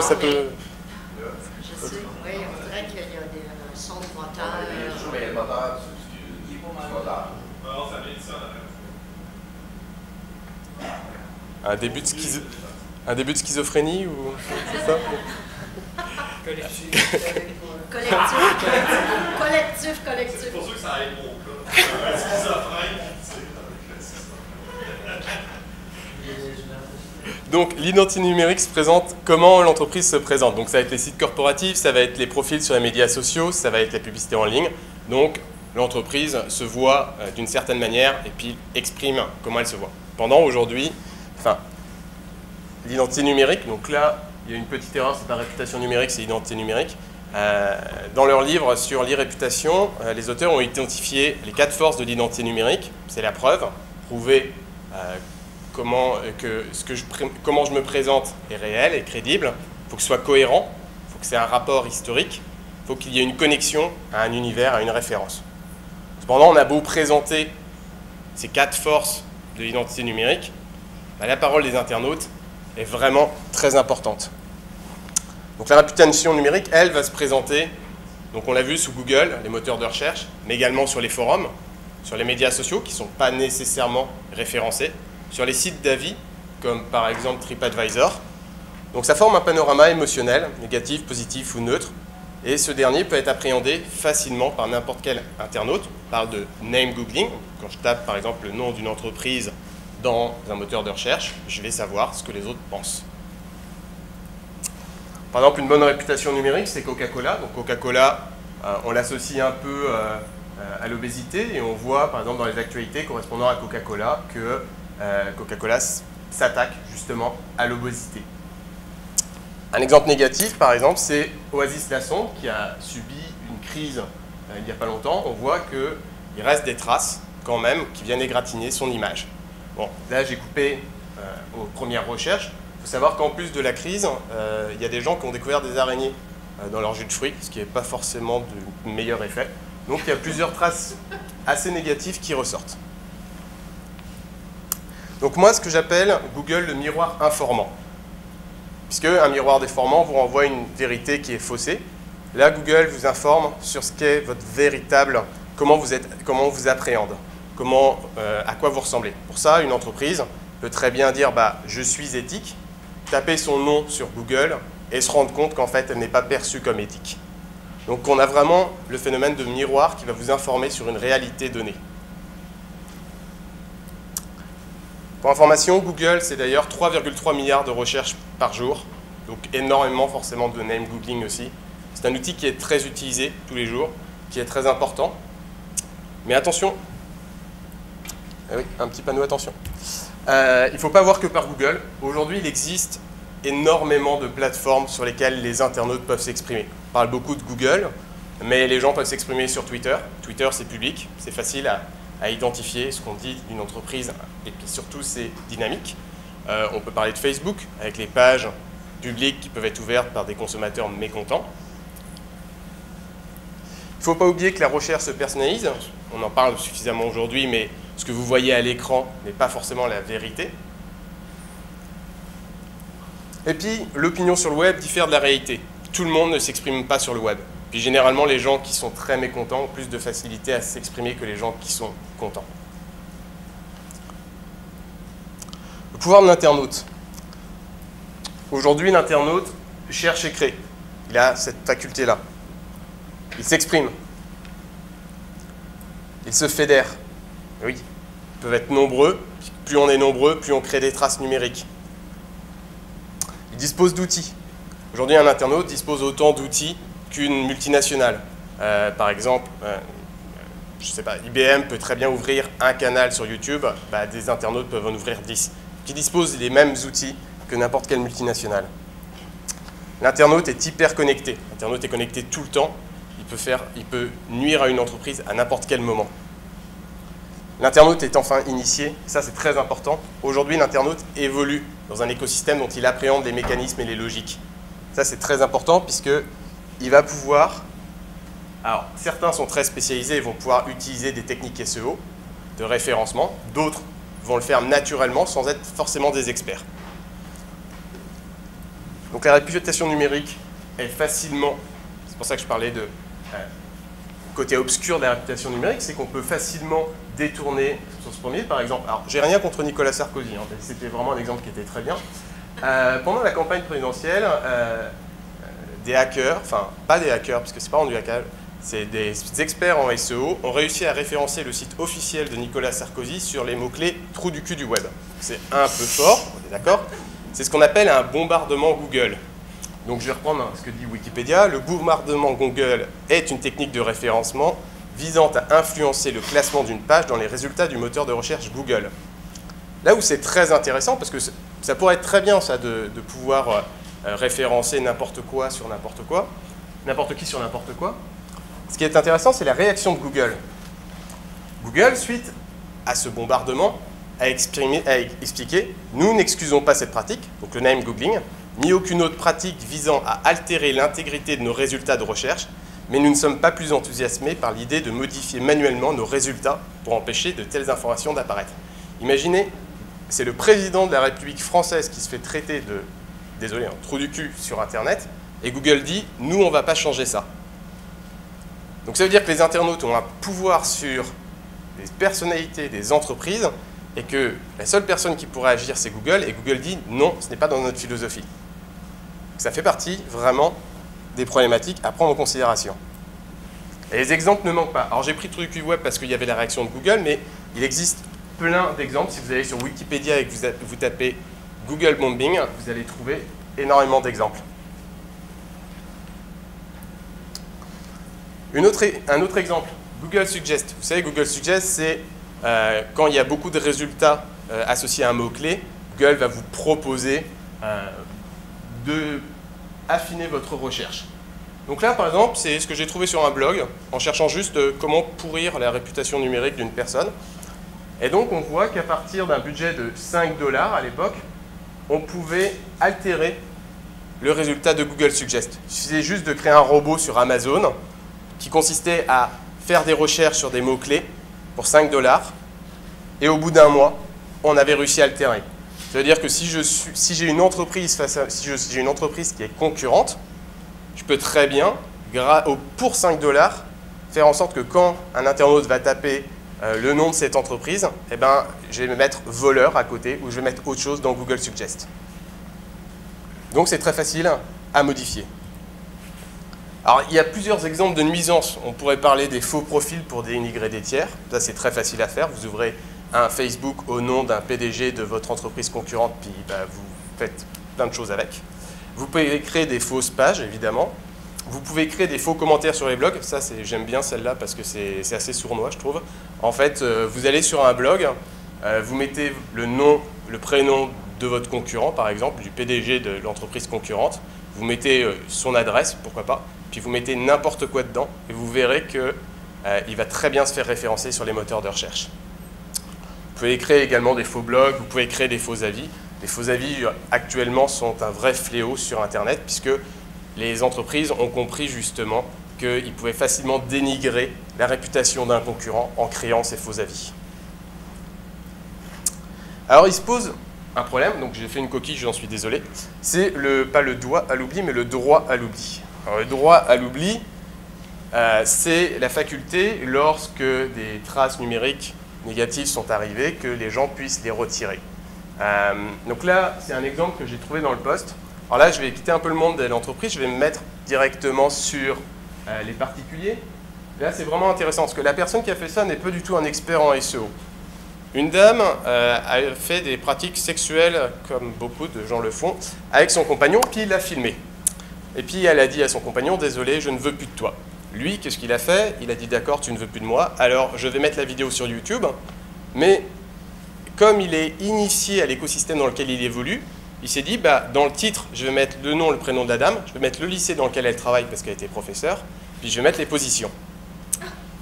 Et résultat, ça a très très bien référencé parce que la dame, elle a beau dire à YouTube, enlever cette vidéo, tous les blogs qui ont repris la vidéo gardent le titre, le nom du lycée et justement les positions qui ont été faites. Un exemple. Récemment, on a un humoriste en France qui s'appelle Rémi Gaillard et on a une émission de télé-réalité qui est absolument géniale que je vous invite à regarder qui s'appelle Confession intime. Donc c'est de la télé-réalité, on va chez les gens puis on regarde pourquoi ils ont des problèmes conjugaux. C'est très drôle et Rémi Gaillard s'est amusé en tant qu'humoriste à piéger cette émission qui s'appelle Confession intime. Et donc TF1 a dit nous on veut retirer cette vidéo, on ne veut pas qu'on sache qu'on a été piégé. Si je tape sur Google Confession intime Rémi Gaillard, je trouve le lien avec écrit Confession intime Rémi Gaillard, piège TF1 et Confession intime. Puis quand je vais sur le site, je vois que j'ai toujours le titre évidemment, mais qui est écrit l'utilisateur a supprimé cette vidéo. Il reste des traces numériques, même si je veux avoir un droit à l'oubli, il restera toujours des traces numériques. Donc c'est quelque chose de très difficile à supprimer. Les gens peuvent pourrir des situations, des gens, des entreprises, mais il n'y a rien qui est fait pour nettoyer normalement ces espaces. Je pourrais également prendre un dernier exemple, c'est Rocco Magnotta qui a marqué beaucoup ici le Canada. La vidéo a été demandée à la demande de la famille de la victime à être retirée et il y a des gens qui ont continué à l'héberger sur des espaces privés en disant non, c'est le droit à l'information. C'est un sujet d'actualité. Moi, j'ai pris en France la CNIL. La CNIL, c'est eux qui gèrent un petit peu tout ce qui est lié à la vie privée sur Internet. En 2012, ils ont eu 1050 plaintes qui demandaient la suppression de textes, photographies, vidéos, commentaires. La CNIL, ils sont débordés aujourd'hui. Il y a tellement de gens qui se pourrissent entre eux sur Internet qu'ils ne peuvent plus suivre. Donc on a d'un côté des internautes qui savent comment nuire à la réputation numérique de tiers. On a des plateformes qui ne sont pas du tout adaptées parce qu'il n'y a forcément pas la volonté derrière d'aider justement à nettoyer ces traces. Puis à côté de ça, les autorités compétentes sont débordées. Par exemple, on voit bien que sur Internet, les sujets qui étaient concernés par les plaintes auprès de la CNIL, à 30%, donc vraiment le plus gros quart, c'était lié au droit à l'oubli sur la CNIL. Après, il y avait le e-commerce avec le fait de ficher des gens, mais le droit à l'oubli est quelque chose qui arrive et qui est vraiment d'actualité aujourd'hui. Donc la suppression des contenus. parlait de droit tout à l'heure. Supprimer des contenus, alors il ne faut pas confondre le droit et la culture. Sur Internet, on a une sorte de culture qui fait que dès qu'on va vouloir faire de la répression, on va avoir des levées de boucliers. Ça, c'est quelque chose qu'on voit très souvent. On appelle ça l'effet Barbara Streisand, du nom de la personne qui est censée chanter. Alors, l'effet Barbara Streisand, pour vous expliquer ce que c'est très vite fait, il y a quelques années, il y a eu un projet de recherche qui était de cartographier la côte californienne. Ils ont pris des photos pour voir l'érosion de cette côte. Puis, au bout d'un moment, Barbara Streisand a dit « Ah, il y a ma maison, donc je vais porter plainte ». Résultat, le petit projet que personne n'était allé voir sur Internet, parce que tout le monde ignorait que c'était la maison de Barbara Streisand parmi toutes les maisons qu'il y a sur la côte californienne, et bien résultat, tout le monde est allé voir cette photo. Donc en fait, l'effet Barbara Streisand, c'est dès lors qu'on va vouloir faire taire un contenu, dès lors qu'on va vouloir le forcer à être détruit juridiquement, eh ben, il va avoir une propagation. Alors cette propagation, ça peut être beaucoup de gens qui vont venir la voir, parce que ça va attirer du monde, mais également, beaucoup de gens vont essayer de sauvegarder cette vidéo. Je reprends mon exemple de confession intime tout à l'heure. TF1 a donc décidé de supprimer cette vidéo, donc YouTube s'est exécuté. Ce n'est pas grave, les gens l'ont sauvegardé et l'ont mis sur les YouTube russes, qui sont quasiment impossibles à aller chercher. Donc aujourd'hui, vous pouvez retrouver cette vidéo facilement en allant sur YouTube russe. Les gens veulent sauvegarder les contenus qui sont jugés comme dès lors qu'on va faire dès lors qu'on va faire une sorte de forme de dictature. Donc il y a vraiment le droit puis la culture du web. Le droit à l'oubli est donc difficile à mettre en place, voire quasiment impossible. Donc le côté obscur de la réputation, ça touche les entreprises, les organismes et les individus. Alors il y a quelques pistes quand même qui ont commencé à être évoquées. En Europe, il y a une norme, la norme de l'AFNOR, qui est en train de se mettre en place pour essayer de faire en sorte que les gens puissent s'identifier. Moi, ce qui m'inquiète le plus, c'est les USA. Aux États-Unis, ils sont en train de dire qu'il faudrait une signature numérique pour tout le monde. C'est très bien que tout le monde puisse s'identifier par une signature numérique, ça éviterait les usurpations, ça éviterait plein de choses. Sauf qu'ils ont décidé de donner tout crédit, comment on va dire. Ils ont décidé de donner tout contrôle à des organismes privés. D'ailleurs, ce n'est pas l'État qui va gérer ces signatures numériques. Ils disent bah, ça va être Google, avec Google+, par exemple. Ça va être Facebook qui va gérer ce système d'identité numérique. Donc il y a un vrai problème ici qui se pose. Pour les particuliers, donc ça c'est une phrase que j'ai trouvée pour Daniel Métayer, en fait, qui disait « Il serait pourtant pas très difficile de bâtir une technologie universelle, utilisable par tous les internautes, sur tous les sites, pour assurer un contrôle total de ces données personnelles. Le droit à l'oubli pourrait peut-être se mettre en place, mais à condition que les différentes plateformes l'acceptent et qu'il y ait un consensus général. » Puis, je vais terminer là. Je pense que j'ai encore pas mal de temps. J'étais un peu vite. 8 minutes voilà, comme ça, il y aura des questions. Je vais terminer. Il y a un cas particulier, c'est l'homonymie. L'homonymie, c'est... Alors, on parle de droit à l'oubli. Alors, je voudrais qu'on efface les traces sur mon nom et mon prénom. Mais si j'ai un homonyme, lui, il a le droit d'exister. Moi, j'ai le droit de ne pas exister, mais lui a le droit d'exister. Un excellent exemple, c'est... moi, j'ai un homonyme qui est un politicien. Puis en France, on a quelque chose qui s'appelle Pôle emploi, qui est censé vous aider à trouver de l'emploi, puis qui ne marche pas. Et donc moi j'avais écrit sur mon blog une diatribe contre Pôle emploi en disant que bah, ça ne marchait pas. Et résultat, dans les commentaires de mon blog, il y a quelqu'un qui s'insurge contre moi en disant que comment un député, comment une personnalité publique pouvait proférer de telles menaces contre un organisme public. Bah oui, j'ai le droit, moi, d'avoir mon avis sur Pôle emploi, mais mon homonyme n'avait pas ce droit-là. Alors il se pose cette question qui est quand même très délicate, c'est comment on peut gérer un droit à l'oubli qui est le droit de ne pas exister tout en respectant à d'autres le droit d'existence. Donc il y a cette problématique-là qui est intéressante et qu'il va falloir fouiller, creuser dans le futur. Donc voilà. Merci beaucoup, Antoine.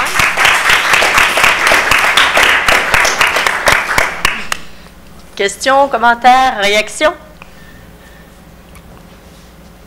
Oui, Pierre-Thomas. J'ai une question très de base. Au début de ta présentation, tu dis que les internautes sont hyper connectés, puis aussi tu dis qu'ils se fédèrent.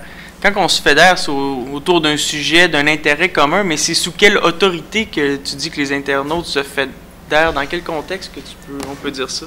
Bah, par exemple, les internautes peuvent se fédérer. Alors, un exemple tout bête. En France, on avait un type qui s'appelait... J'ai oublié son nom. C'était un politicien qui était en fait, en gros, le grand ennemi d'Internet en France. Et ce type-là a décidé de créer un compte sur Twitter, alors qu'il n'arrêtait pas de le dénigrer.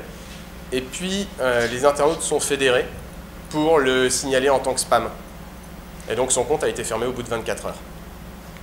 Donc, ils peuvent se fédérer pour créer des actions ensemble, parce qu'ils savent qu'ils vont pouvoir avoir plus de poids et plus de portée.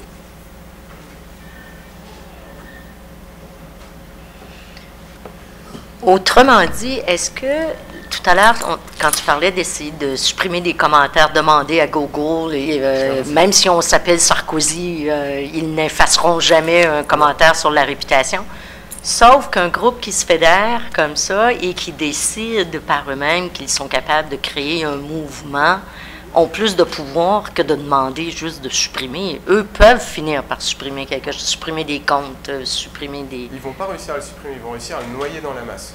À le noyer, oui, enfin, de l'engloutir. L'engloutir, mais le contenu est toujours là. Puis contre ces groupes-là, il peut y avoir d'autres groupes qui, eux, vont être plus dans une logique de sauvegarde.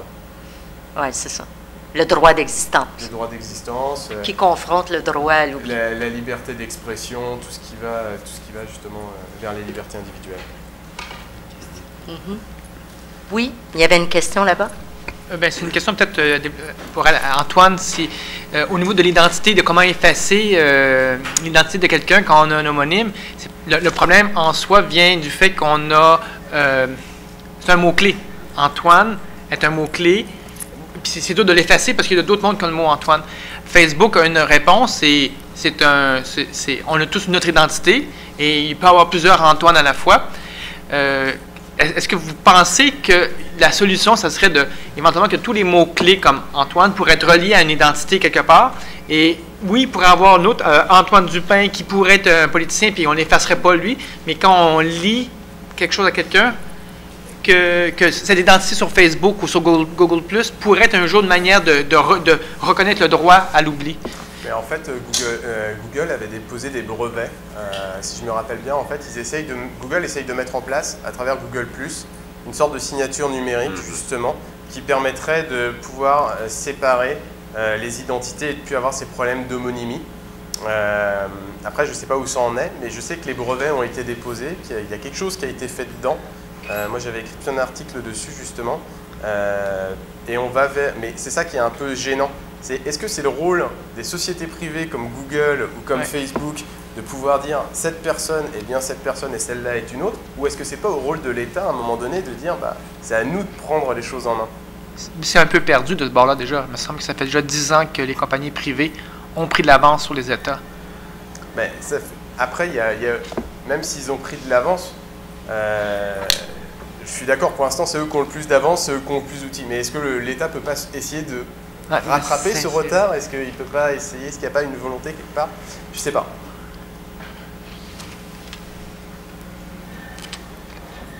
Mais justement, à la fin, la solution simple que tu sembles amener, ça consiste à quoi? C'est un rôle que l'État jouerait? À quel niveau? Pour l'instant, il n'y a pas de solution. Ça, comme je disais, moi personnellement, la solution, moi je regarde juste comment c'est complexe, à quel point c'est complexe. Je ne sais pas la solution. Je trouve que les solutions aujourd'hui qu'on nous présente sont un peu dangereuses. Une société privée qui va permettre d'identifier et d'être le garant d'une identité d'une personne, ça me paraît un peu, ça me paraît un peu bizarre. Ça me paraît peut être dangereux, je pense, parce que ça peut être dévié en des fins mercantiles. Après, l'État, il y a toujours le problème de fichage de l'État, on est d'accord, qui peut également être une problématique assez forte. En tout cas, moi, si on regarde l'expérience vécue au Québec par rapport à l'identification, c'est assez catastrophique là, quand on pense aux fonds publics qui ont été engloutis dans des dans des essais d'identification des dossiers comme ClickSecure. On est au-delà de 70 millions d'engloutis de fonds publics là-dedans. C'est très compliqué de penser que l'État va pouvoir agir habilement dans ce dossier-là avec les façons de faire qu'on a en TI en particulièrement. Mais un exemple de solution peut-être, c'est ce que le gouvernement fédéral vient de faire au Canada, c'est-à-dire de passer une entente avec un regroupement de banques et faire en sorte que là, on puisse utiliser le savoir-faire sans soi-même s'embarquer dans des méga projets dans lesquels on perd le contrôle. En fait, ce qui serait bien, c'est de pouvoir avoir une identité, arriver à crédibiliser une identité sans réussir à ficher les personnes. Je pense que ça va être là un défi, parce que ficher les personnes, c'est dangereux. On le sait tous. Et par contre, identifier des personnes, ça peut se faire. Mais comment on peut identifier des personnes sans les ficher pour savoir qu'ils sont vraiment crédibles et qu'ils sont existants, c'est toujours difficile. Il y avait Patrice Leroux aussi qui avait une question. Oui, non, Antoine, je voulais juste attirer ton attention sur un article qui a été écrit par Pierre Fontaine qui s'intitule « Droit à l'oubli, un combat perdu d'avance ». Et il pose c'est sur le mode interrogatif. À un moment donné, il dit le comportement de certains jeunes laisse entendre qu'ils semblent déjà avoir fait une croix sur certains choix de carrière avec ce qu'ils ont déjà mis en ligne. Ils ne pourront jamais prétendre à certains postes à responsabilité. Alors aujourd'hui, c'est pas non seulement ce qu'ils ont déjà mis en ligne, mais avec les questions de géolocalisation, c'est ce qu'ils ont mis en ligne, mais partout où ils sont allés aussi, ça pourrait jouer en leur défaveur éventuellement. C'est ça, en fait, c'est on ne peut pas se projeter dans le futur, mais c'est vrai que demain, qu'est-ce que ça va donner le fait justement d'avoir fait des orgies et de les avoir mis sur Facebook? On ne sait pas. Peut-être qu'il y aura des nouveaux outils, peut-être que Facebook va s'améliorer, mais c'est vrai qu'il y a un moment donné où on va avoir une problématique, surtout qu'on voit qu'il y a de plus en plus de recruteurs qui vont sur les médias sociaux pour apprécier justement l'identité et la vie d'une personne, et de nombreux recruteurs décident de ne pas recruter une personne justement à ce motif-là.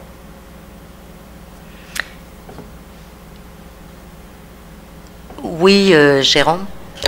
Je voulais peut-être réagir aux commentaires là, où on parlait de confier à des banques ou des entreprises privées là, la gestion des identités de citoyens. Moi, je ne suis pas tout à fait à l'aise avec cette avenue-là. C'est peut-être parce que je travaille dans le secteur public, mais je pense qu'on a plus intérêt à confier justement à l'État un tel type de gestion. Ça fonctionne déjà, ça fonctionne assez bien. Notamment, on faisait référence à ClickSecure. Tous les citoyens peuvent transmettre leur déclaration de revenus en ligne. Là. Il y en a plusieurs millions qui sont transmis chaque année sans aucun problème. Puis, je n'ai pas entendu dire qu'il y avait des problèmes d'usurpation d'identité de ce côté-là. Alors, je pense que c'est une avenue à privilégier davantage que d'aller vers un tiers privé dont on ne sait pas à peu près les pratiques. Et pour travailler dans le secteur public depuis une quinzaine d'années, je peux vous dire que c'est tellement complexe, on ne peut même pas, entre ministères, se partager de l'information de citoyens, même si c'est à des fins de statistiques, à des fins... Il y a des mécanismes tellement rigides en place de protection de l'information qu'on évite même, dans certains cas, d'aller chercher des adresses de courriel parce qu'on sait tout ce qu'on aura à mettre en place comme mesure pour protéger cette information-là.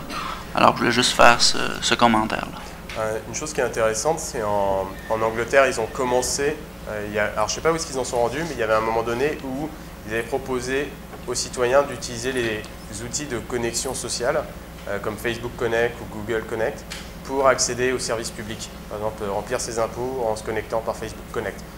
C'est pour ça qu'il y a quelque chose qui est un peu bizarre en ce moment avec cette espèce de volonté de dire, bah voilà, Facebook, Google ont suffisamment de bases de données pour crédibiliser l'identité d'une personne et on va leur laisser justement ce rôle-là. Il y avait une question de Florian avant, puis Guillaume après, s'il vous plaît. C'était plus un commentaire par rapport aux différentes interventions depuis tout à l'heure entre rôle de l'État ou délégation aux acteurs du marché. C'est que tous les systèmes, ClickSecure par exemple au Québec ou les systèmes d'authentification qu'on a en France, ça a fonctionné quand c'est géré par l'État pour des relations purement étatiques au sein d'un territoire. Mais par exemple les questions d'homonymie dont tu parles, un État il ne peut pas s'en occuper par définition parce que Internet est global. Et alors oui, les États aimeraient territorialiser Internet. Cet été encore avec ITU, ils ont essayé de voir si on pouvait pas essayer de récupérer. Et les internautes leur ont gentiment dit les États, on se porte mieux si vous êtes bien loin d'Internet, mettez pas vos mains dans le cambouis. C'est pour ça que, après oui, il y a toujours le risque de, quand on va déléguer ça à une autorité privée, enfin, à quelque chose qui n'est pas étatique, oui, que ça devienne mercantile.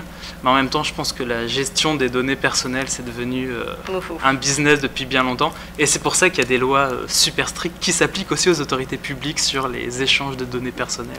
Mais ouais, c'est une question qu'on n'a pas toujours pas réglée. Le droit à l'oubli, surtout en France, c'est les grands débats qui fait faire des maux des migraines à la CNIL. Et il y avait Guillaume aussi qui voulait aussi ajouter quelque chose. Le bouton rouge. Oui, voilà. En fait, moi, je voudrais réagir à l'alarmisme qui a été évoqué là, par Patrice Leroux là, sur les conséquences à long terme pour justement les ados qui publient n'importe quoi sur leurs divers profils numériques. Je crois que ça pose une question qui est celle, en fait, de la façon dont nous...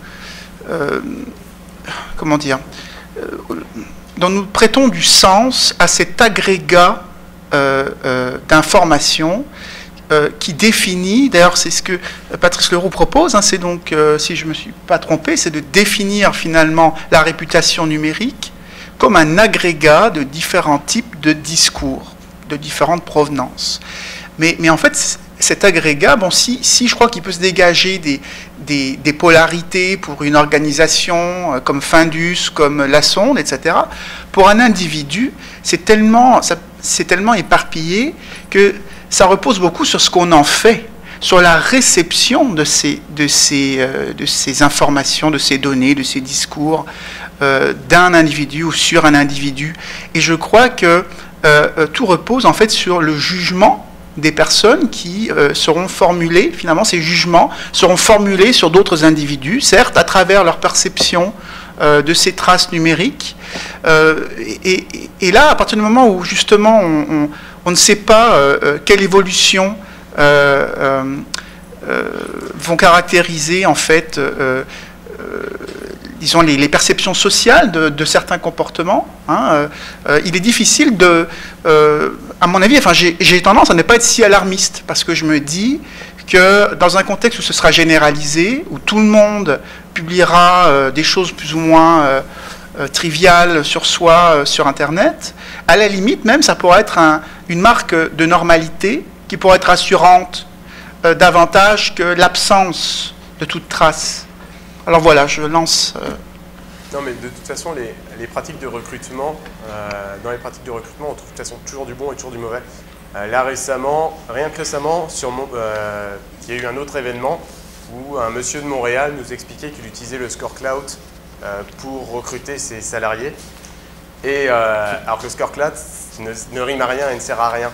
On ne peut pas recruter des salariés sur un Score Cloud, c'est aberrant. Enfin, moi, demain, si je veux, je peux me faire un Score Cloud fabuleux très facilement. C'est des outils qui sont faciles à détourner.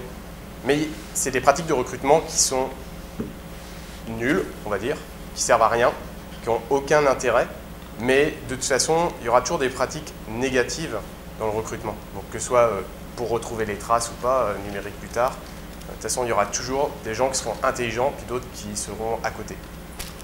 En ce sens, à tous les jours, on consomme, on fait des recherches dans Google, puis il y a des films comme la nôtre que notre métier, c'est d'influencer l'algorithme de Google. Donc, à quelque part, on se fie à quelque chose, puis on ressort dans nos algorithmes, dans ma façon de consommer. Je vais utiliser 3-4 outils.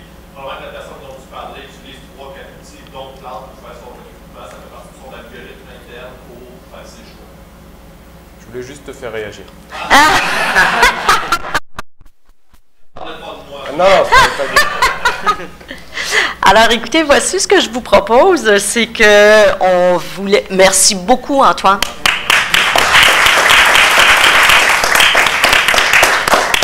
Alors, le temps qu'on s'installe pour faire la mise en place du forum de discussion, alors s'il y en a qui veulent se lever, genre 2-3 minutes, juste aller genre chercher une bouteille d'eau ou autre, le temps qu'on s'installe, et on entreprend déjà cette table ronde-là dans les 3 minutes qui suivent. D'accord? Disons 5. Disons 5. Faire un chiffre. parce que j'offre 3